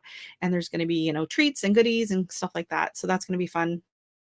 So we're going to go to that in the morning, and then we're going to go to the thing in the afternoon. And honestly, I would rather spend the day doing stuff like that with her than going with friends to the beer fest. I don't know. That's me. I just enjoy spending time with her. Like she's hilarious. She's a lot of fun. So I love beer. You know what? So many times in my life, I wish I did, especially here in Canada. There's a very strong beer culture. So you'll be, out for a walk and you'll stop and talk to the neighbor and they'll be like, "Hey, you want a beer?" And if you say no, you don't get anything. Although now they might offer you like a bottle of water or something, but it's like, no, I'll take a martini though. Thanks. Like no one anything else. Like people offer a beer, but they don't offer anything else. So yeah, it'll be interesting. So we'll see. We're actually technically on the wait list for the thing tomorrow. But the lady at the library, when I called her up and said, "I want to make sure, like, do you know how far down the line we are?" She goes, "You know what?" She goes, "Just pop in," because a lot of times they'll have no shows. So I would just pop in and see if they have room and if someone didn't show up. So we'll do that. And like even if they only have room for like one person, I'll have my daughter do it. And I'll just kind of hover in the background. This summer we went to one as well. This resin class is free. We went to one in the summer that I had to pay. I think it was $12 for me and thing for my. I think it was $12 altogether. And we made macrame, like hanging, macrame plant holders. And that was really fun. So I enjoy doing all of those different classes. I've also signed us up for a 3D printing class because we have free 3D printing available at the Brampton.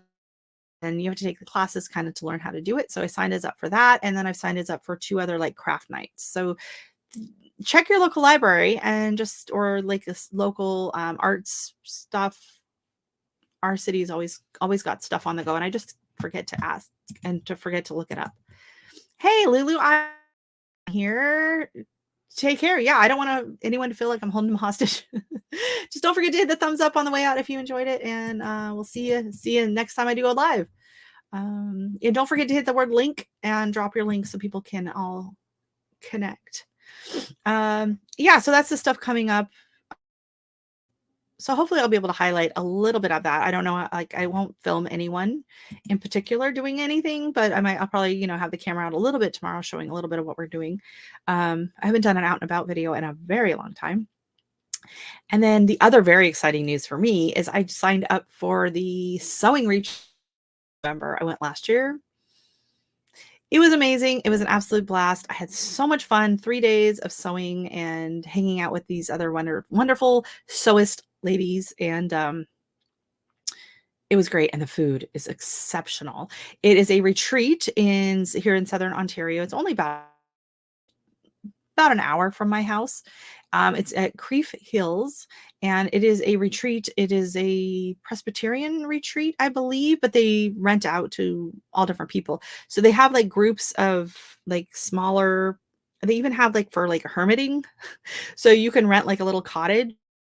Those cottages, like there's no Wi-Fi, there's no, TVs or anything like that.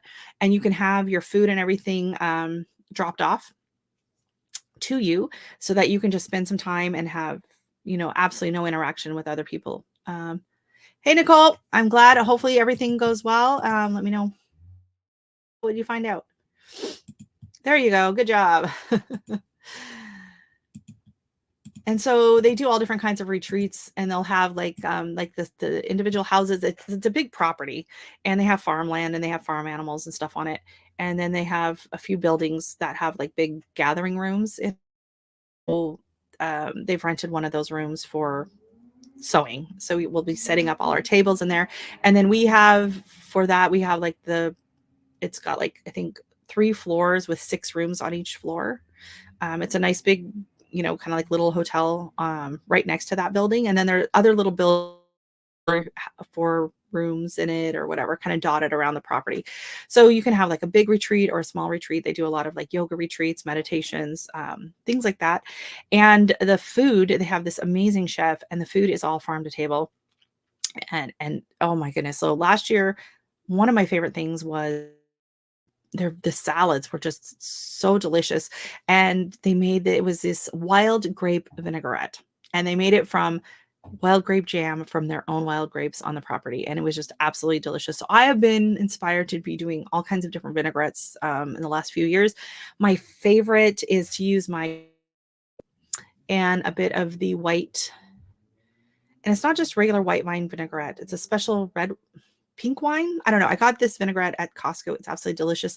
And I just use that and olive oil and a little bit of salt and pepper. And it is just delicious. And I put it on like with a nice, either romaine or mixed green. It's salads.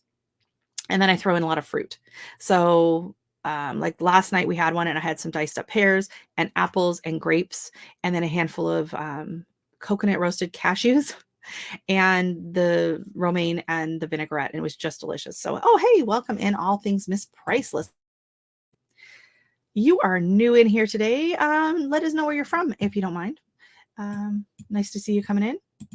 And I had to get in Belinda's vehicle to access her phone charger, but it mutes sound when plugged in. Oh, no. You're going to have to put up closed captioning on here. Sorry. I'm going to have to do thumbs up done. Thank you so much. Thanks for hitting that thumbs up. Pama, there we go. Peel Art Gallery Museum and Archives. Okay, that makes more sense. I was like, I don't know what all these letters stand for. Yes, that is exactly what I was talking about. Thank you, Roberta. You're taking over Jesse's job today. Jesse's not here, so you're watching from the UK. Well, welcome in. Rob's Allotment Gardening is also from the UK. If you type in the word link, it will drop your link down below too. So that's cool. Yeah. You have 2 UKers. And then we had Annette from Australia was in here earlier, from all over US and Canada. We got people all over today. Very nice. Yeah. So I'm trying to think of what else is coming up. In the garden, we're like harvesting. I got a ton more peppers. And I'm trying to decide if these are even sugar rush peach or lemon ahi, whichever one they are. So I don't know if I want to make like a hot sauce or something. Like they're very fruity, absolutely delicious. I did enjoy it just eating it diced up on my pasta salad. So I don't know. And then people talk about fermented hot sauce. And then I can't remember the Scovilles on that one. I'll have to look it up. But it's called Chiro Roxo, and it's this beautiful little round purple pepper. I don't think it's crazy hot either. I think it's kind of in with the, like maybe Scotch bonnet heat. I have a Scotch bonnet. And then I do have some scorpions, and I don't know what I'm going to do with the scorpions. I don't know. 2 years ago, I did a Jamaican pickle with the habaneros and Scotch bonnets, and that was absolutely delicious. And you just slice them up and you pickle them in with, I think I added some carrots and some chayote and some pimento seeds and things like that. And absolutely delicious. But the red scorpions, I don't know. I don't know. I might just dehydrate them and then grind them up outside with a mask and keep them like labeled in a bag. And I don't know. Or I might just give them to my neighbors. I don't know. I don't know. I'm scared. My husband's friend gave me like a ghost pepper last year, and I just let it dehydrate on the counter, and it's sitting in with my dried peppers from last year. But I'm afraid.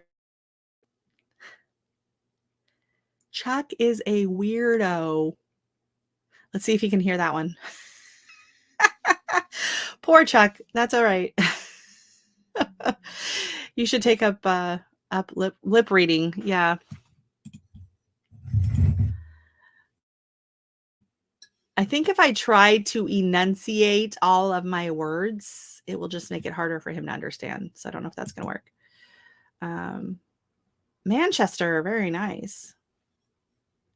Very nice. Yeah, so the farm to table, it's 2 nights, but like 5 meals.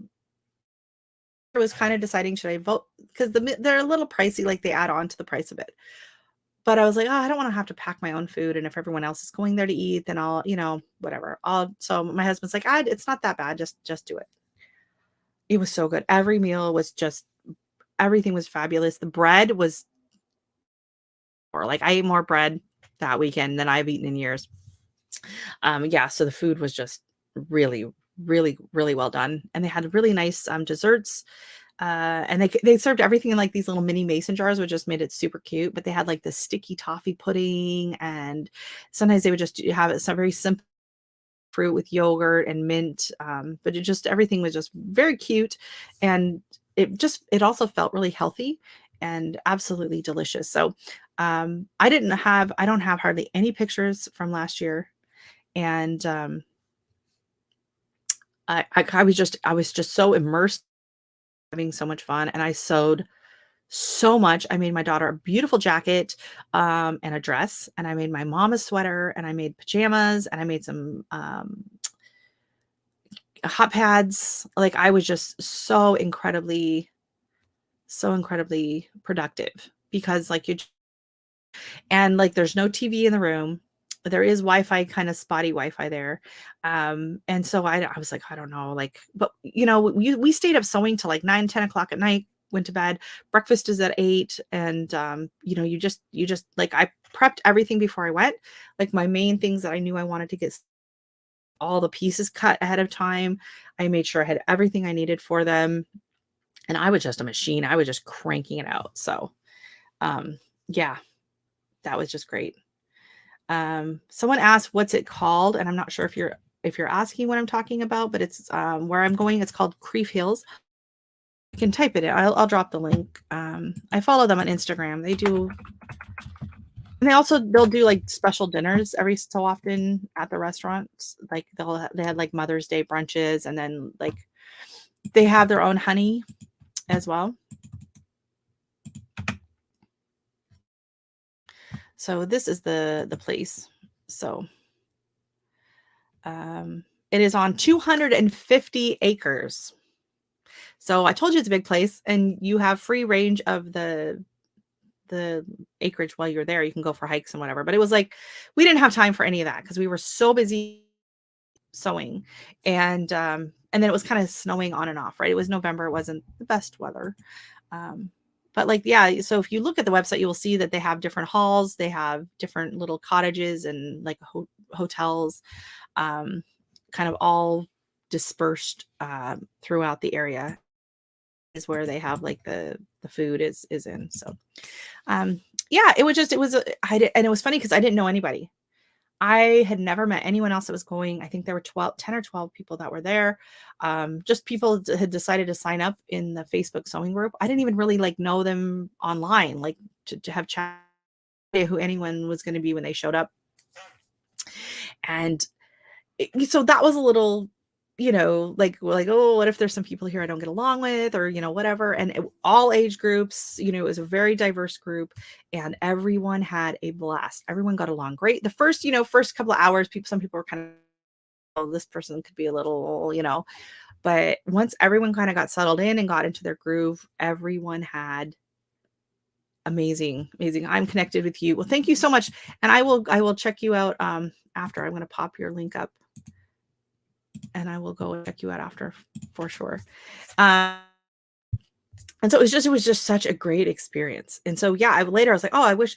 So now she's trying to get, people signed up again. And she's like, drop any pictures you have to help promote it or whatever. And I was like, I didn't even take very many pictures because I was so busy actually just enjoying what I was doing, just hanging out, like pictures of the food that no one even took. You couldn't wait. You just had to dive in. It was so good. Even like some of it was like, I think it was like gluten-free pasta, but it was delicious. Like you would never have known. I think it was made with rice. I don't know. It was just such a wonderful experience. So as soon as it opened, like that, I was like, I'm in, I'm going. And the price for everything that comes with it. And it's nice that it's not that far of a drive, especially if weather can be kind of sketchy and mid to end of November. So really looking forward to that. Now I have to try to decide what I'm going to sew. Last year I decided to sew mainly all my stuff for my daughter, so I didn't have to worry about her seeing it lying around the house and hiding, which I've been working on I'm in the middle of 2 sewing tests right now. I don't know why I signed up for 2, but I did because I'm crazy. It's the same test, so it's the same pattern, but I signed up for me and for my daughter because I decided I want to make both of them, and they were kind of having trouble getting people to sign up because it was kind of an awkward traveling still. So I was like, yeah, I'll do it. And then I'm like halfway through the sewing and I'm like, oh, what was I thinking? So anyways, keep an eye out for that soon. I will probably have pictures. I'll post pictures of that once those get going. So my daughter's is going to be, it's a jacket and it's a lined jacket. So she chose like this nice side. So hers will be quite warm. Mine is unlined and it's a very silky, do I have a fabric? I think I have a piece. So I use this fabric for mine. This is just a scrap, but it's kind of like this. It's like I don't know, purple giraffe.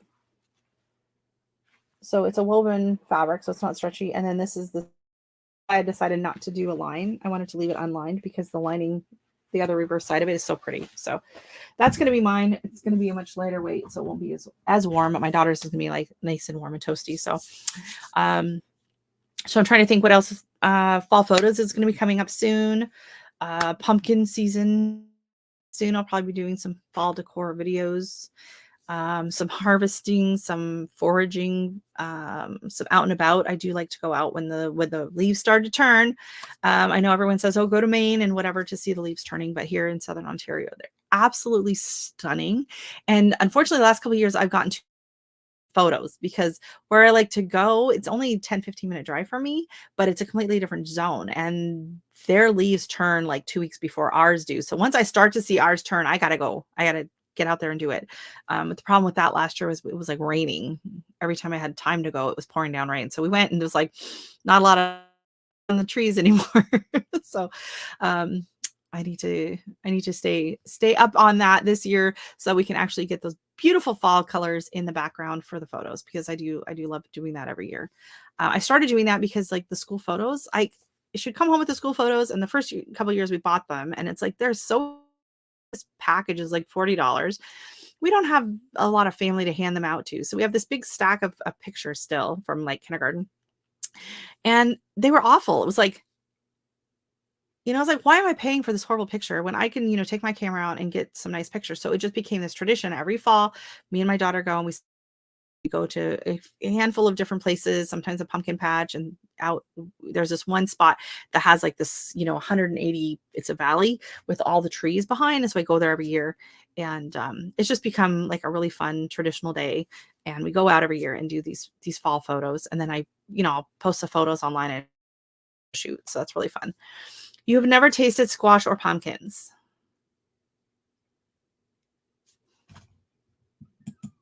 What? What? What? That is mind blowing for me. Do you have a Costco? Because Costco the best pumpkin pie. It's like $6.99, and it's this enormous pumpkin pie, and you get that, and you get a big thing of whipping cream, and you just, oh, it's absolutely delicious. I love pumpkin, and coming from the US, West Coast. I had only had pie, pumpkin in sweets, right? So it was like pumpkin pie. This was before pumpkin spice lattes and all that, but pumpkin bread, pumpkin was always very, to me, it was always kind of a sweet, or like pumpkin bread. It was kind of, but then I think the first time I was exposed to the thought that people eat pumpkin like you would a squash was in a series of books. Oh my God, what was it called? It was like these mysteries, and they took place in Botswana.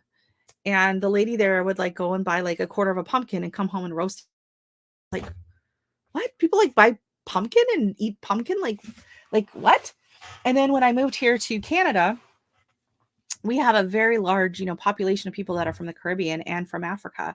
And like at any time, and even India, they eat a lot of pumpkin. And anytime I go to the store, the grocery stores, there's a slice of pumpkin year round. So it will be like a wedge of pumpkin, and it'll be wrapped in saran wrap, not ceramic. And so year round, you can just buy, like a wedge of pumpkin. You don't have to buy a whole one. You can just buy a piece of pumpkin to cook it up. Yeah. And I was like, what? But yeah, so they eat it a lot like you would like a sweet potato, right? And squash. And absolutely delicious, very good for you. And then my neighbor, a couple houses that way, is Guyanese.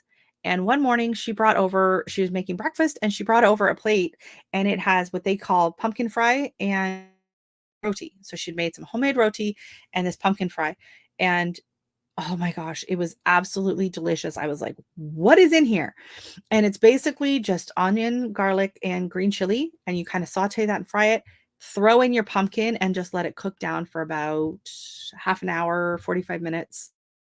Just, oh my God. I have a video from last year when I made it. It was actually, it's absolutely delicious. And then but to that one, I did kind of follow the recipe online that I found, and I added in gira, which is a toasted cumin. And I add in a bit of like the Trinidadian green seasoning. So is the Trinidadian version of like a sofrito.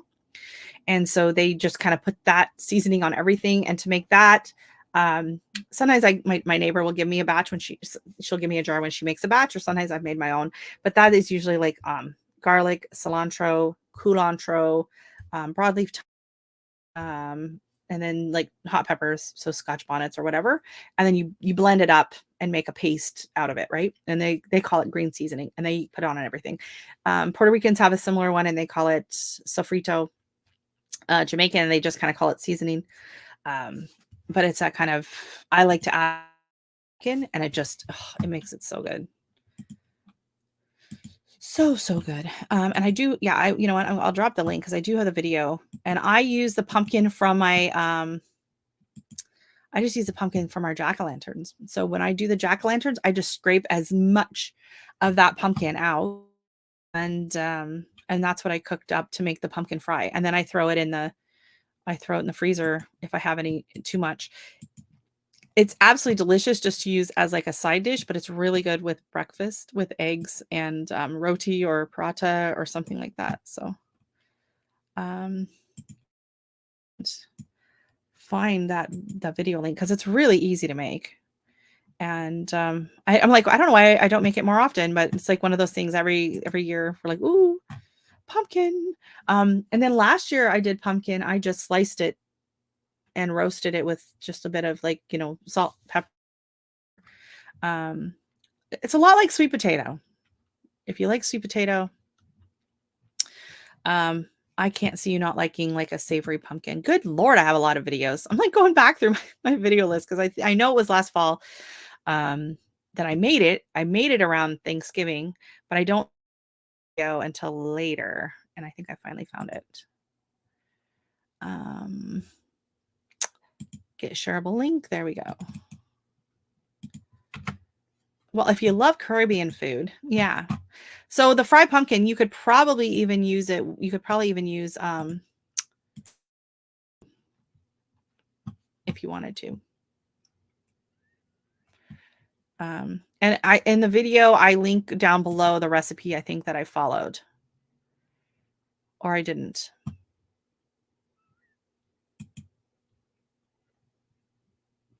No, I don't think kind of looked at a few different ones, and then I asked her what she used, and that's what she said. So there's no real recipe, but you could look up fried pumpkin is kind of what it's referred to. Um,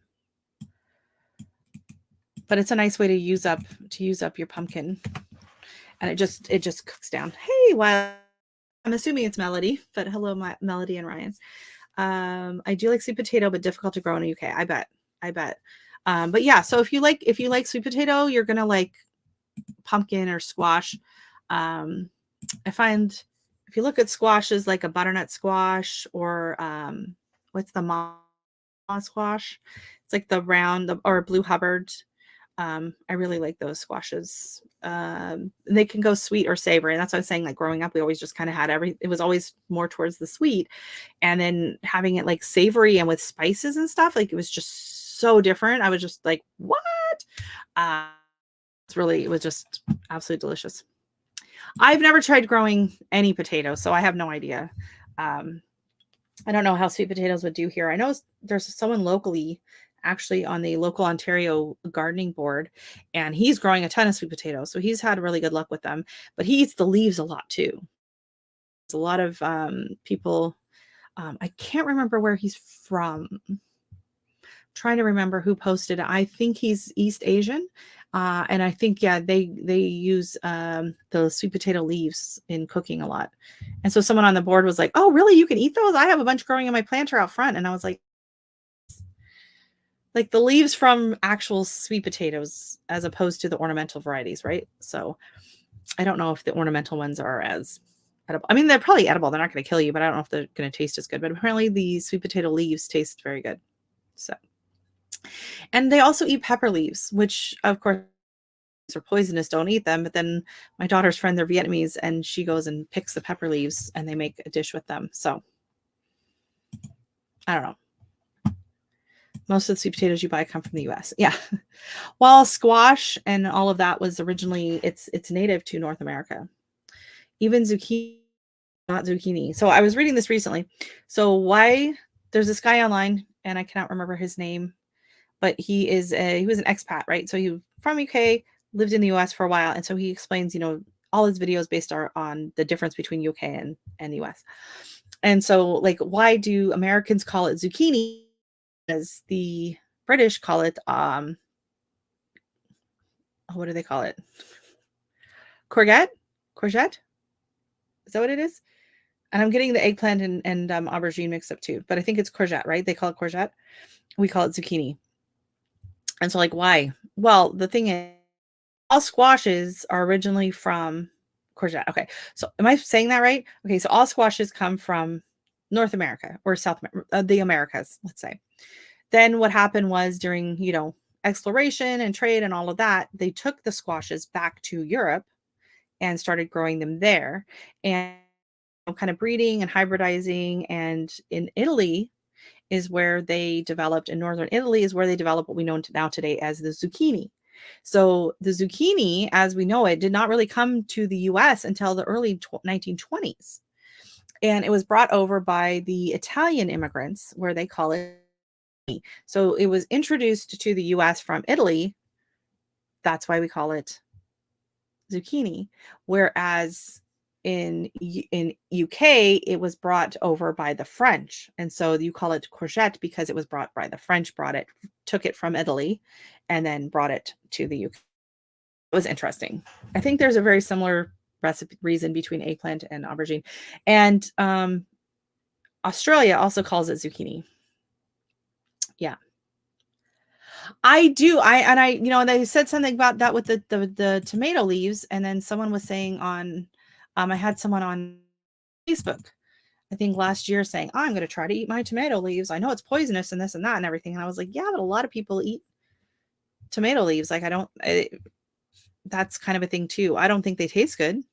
Like, it smells good on my hand, but it doesn't smell like something I would really want to be eating. But honestly, yeah, I mean, if push, eat it. Nasturtiums as well, right? Like nasturtium leaves, they taste like arugula. If you like arugula, they're very peppery. Then thank you. Thank you, Nick. I just thought that was really interesting because it's funny because it's like his channel basically talks about, when Americans say something different than The British are always like, why do they have to take our English and change it? Well, 90% of the time on his video, what it's been is like, that is what the British called it when Americas were being settled. And then Britain's the one that's changed it. And the US stuck with the original pronunciation. Britain has changed it and then looks down on the US for not having changed it. But actually, they were the ones that changed it. Just so you know. I should drop the guy's link. I can't remember the name of his channel, but it's just very interesting because he's talking about the comparison. So exactly, right? And it's the same thing. Yeah. And I think it depends on how much you're eating of it, how it's processed. I think it's a lot of it's the same thing as in rhubarb, right? So rhubarb leaves, everyone's like, oh, it's poisonous, it's toxic, it's this, it's that. And it's like, well, some people say it's a spinach. So I don't know.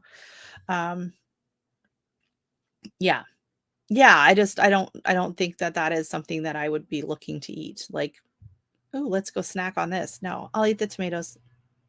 I'll stick to, my regular standard greens, the collards, and then let's that. But if push comes to shove, it's nice to know what's really poisonous and what's not. I mean, to be fair, they used to think tomatoes were poisonous, right? If the concentration is high enough that one could eat enough to get sick, it's considered poisonous. I mean, so it's like,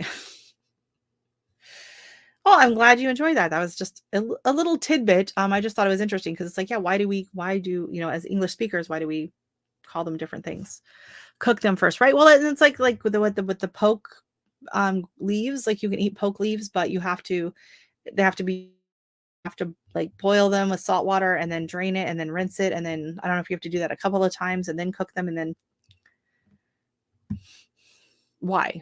Like if I'm starving to death, okay. But otherwise, gross spinach. Like why? It's kind of like me with the nasturtium seeds.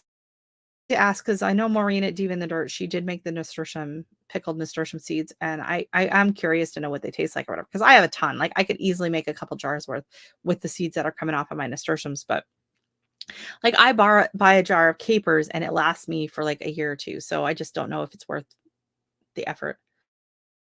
Yeah, exactly. I love the smell on my hands, and so does Dexter. It's so funny, especially earlier in this. Like now, like there's tomatoes all over the place. It's not as exciting, but yes, green potatoes are poison if you eat them too. Yeah. So I'll keep your potatoes in a cool, dark place. As soon as I would go out and like start pruning on the tomatoes, like he'd come flying out of the house because he was like, "Ooh, we're messing with the tomatoes." So I can't prune the tomatoes. Our other pug before him, Gizmo, was the same, loves tomatoes. As soon as I out there start pruning back those leaves, they're out there checking on me. Ooh, that reminds me. I got to go spray my tomato plants down again with the hydrogen peroxide mix. I got blight last year and I do not want to risk that this year, especially when I had such a late. I was so mad because blight hit me and I had to I took off the tomatoes that I could and I pulled all the plants out, and then we didn't have a frost until like November. So mad because it's like I could have gotten, such a great harvest on tomatoes if that hadn't happened. So this year I'm trying to be more proactive and I'm going out with a mix. So it's like rusted. It was on Rusted Gardener. He posted the link. So it was like, I can't remember what the ratio was per like 16 ounces or whatever. I just put it in a spray bottle and I mix it up and then I just go out and kind of soak the leaves as well as I can. So I'm doing that on my tomatoes. And then I went and I hit, I noticed some of my calendula were getting a little bit of the downy mildew. So I went and no, not downy mildew. What is it called? I can't think what it's called. But yeah, I went and I sprayed them all just to kind of try and keep, because my husband, his special plants, he has to be very careful about not getting any of the other one. What's the thing that the peonies get coated in? Is it, or is it the other? I think there's two different things. I can't think what it's called. I like stinging nettle. They have to be picked at a certain time of year and boiled for tea. Very nice. I was watching a video on stinging nettle tea the other day. I don't know if I have any around here. Like I've never seen it.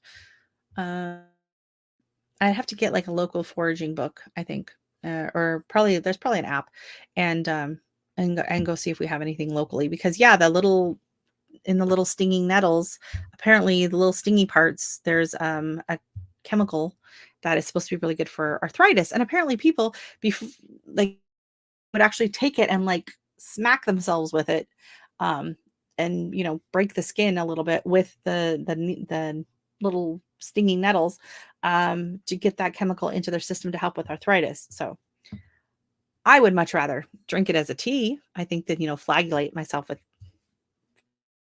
but whatever floats your boat. Um, but yeah, so there are so many things out there that you can make with a tea, and a lot of them taste like crap. So make sure you have enough lemon balm and mint, and then like stevia or honey, just to kind of mask the flavors. But and I should try the here goldenrod. I should try the goldenrod just straight up. I haven't yet, but mixed in, like I don't put a ton of mint in with it. It has like a very chamomile flavor to it, but I've heard it's kind of bitter, so you always add something to sweeten it. So honey and or stevia, like I did. All right, let me pop this up here. Greens, which include turnip, mustards, collards, Swiss chards, kales, green beets, sweet potato leaves, onions, hot peppers with smoked turkey. Oh, that sounds amazing. I am a huge fan of any kind of green cooked with bacon fat and like a vinaigrette. So good. So smoked turkey flavor profile. My mom used to do like a wilted spinach salad when I was a kid, and that was absolutely delicious. But yeah, now, oh my goodness, I get a big batches of kale and I'll throw it in, or I'll use I think I used my smoked turkey bone in there once. I've used anything like that in the bushes. Give you a thumbs up. What is Miss Shirley doing? Is she spying on our neighbors again? I don't know what she's doing in the bushes, but welcome in and thanks for hitting that thumbs up. Um, but yeah, I could eat that. I could eat a whole pot of cooked like collards or greens. Beet greens are good. Swiss chard. No one else in my family really likes it. I did a similar thing last week with cabbage. I did cabbage and I did it with some bacon and apple cider vinegar and a few other things. It was so good. My husband's like, it's all right. And I was like, oh, it was so good. I could have just like eaten the whole container, but no one wants me eating a whole container of cabbage. That's not good for anyone. Yeah. I have in my garden made tea with it. Oh, very nice. Yeah, I don't have any of that. And my yard is so small that I don't really have room to grow a lot of these, kind of wild plants. Never planted it on purpose, but when it came up, I was like, all right, you can stay. Um, I'm glad I have my lunch. Sorry. Everything tastes good with bacon. Yeah. Well, it was funny. So the first time I made the collards like that for my neighbor, like kind of like the southern collards, right? My neighbor who's Portuguese, they eat a lot of collards or in stews, and they make like the what's it called? The caldo verde. It's the like Portuguese green stew, which is made with kale. Or here they usually use collards because it's the kale that they use.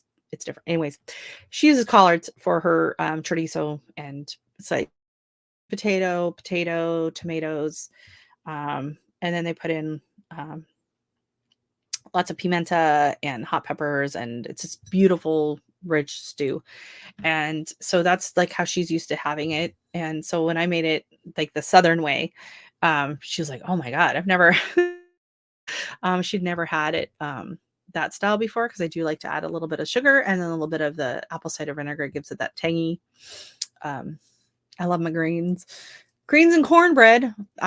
Lived in Florida for 3 years. It rubbed off on me. But you know what? My family is weird. They don't really like cornbread. My husband only likes it when I do like the sweeter style cornbread. So the recipe I have coming out, it's like a mixture of a northern and southern style cornbread. And I cut the sugar in half on it. I think I would have been happy with just the honey that was in it. So she used honey and some sugar. Absolutely delicious. Absolutely delicious. If you like a sweet, I'll eat sweet cornbread. I'll eat unsweetened cornbread. I don't care. I love cornbread. I love corn, anything corn tortillas, all of that. So, but yeah, my family doesn't really like it so much. So I make it like once or twice a year. But now that this recipe, my daughter really liked it. So maybe I'll make it a little bit more often. But with, yeah. And cornbread is funny because so here, like, because I guess it's the Southern style cornbread, right? Like the kind of, the lower cast iron, unsweetened. Um, when I first moved here, so I've been in Canada almost 20 years now.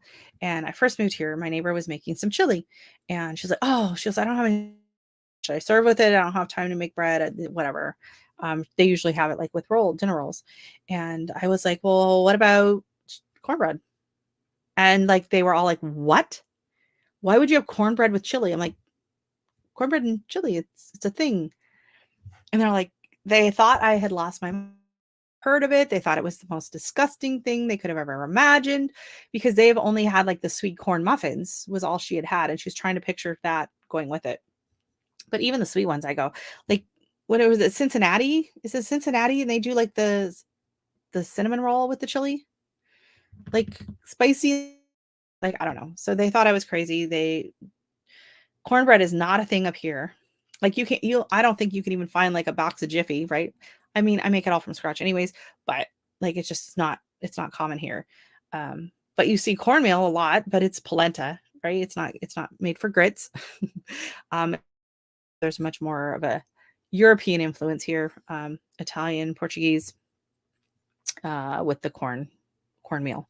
There is a bit there, like we don't have a big Mexican influence food wise, like restaurants, very hard to find like actual like Mexican food. American and Central American is very common here. Like we have neighbors from like Nicaragua, there's people here from Brazil, Peru, Argentina, Colombia, a lot of Guyanese, which are like northern part of South America. And so there's a lot of those food influences, but I grew up with like the Mexican influence. And so to find recipes and I mean, food here, even at the grocery stores and stuff, most of it is more catering to Central or South American cuisine. But so I did go into the Latin. There's this little tiny hole in the wall Latin grocery store in downtown Brampton. And I went in Mexican oregano. I have not had Mexican oregano up here in Canada because you can't find it. Can't find the plant, can't find the herb in the store. You can only get Greek oregano, which does not translate because Mexican oregano is not true oregano. So if you try to substitute Greek oregano in a recipe for Mexican oregano, horrible. It was awful. And I don't know. That's why I'm having a harder time kind of some of the Greek oregano. I'm not a huge fan. I find putting it into dishes, like even Greek dishes that call for it, I find it kind of ruins it. So I prefer to use marjoram. It's a little less potent, but I think it's just because I had like regular real oregano. Yeah.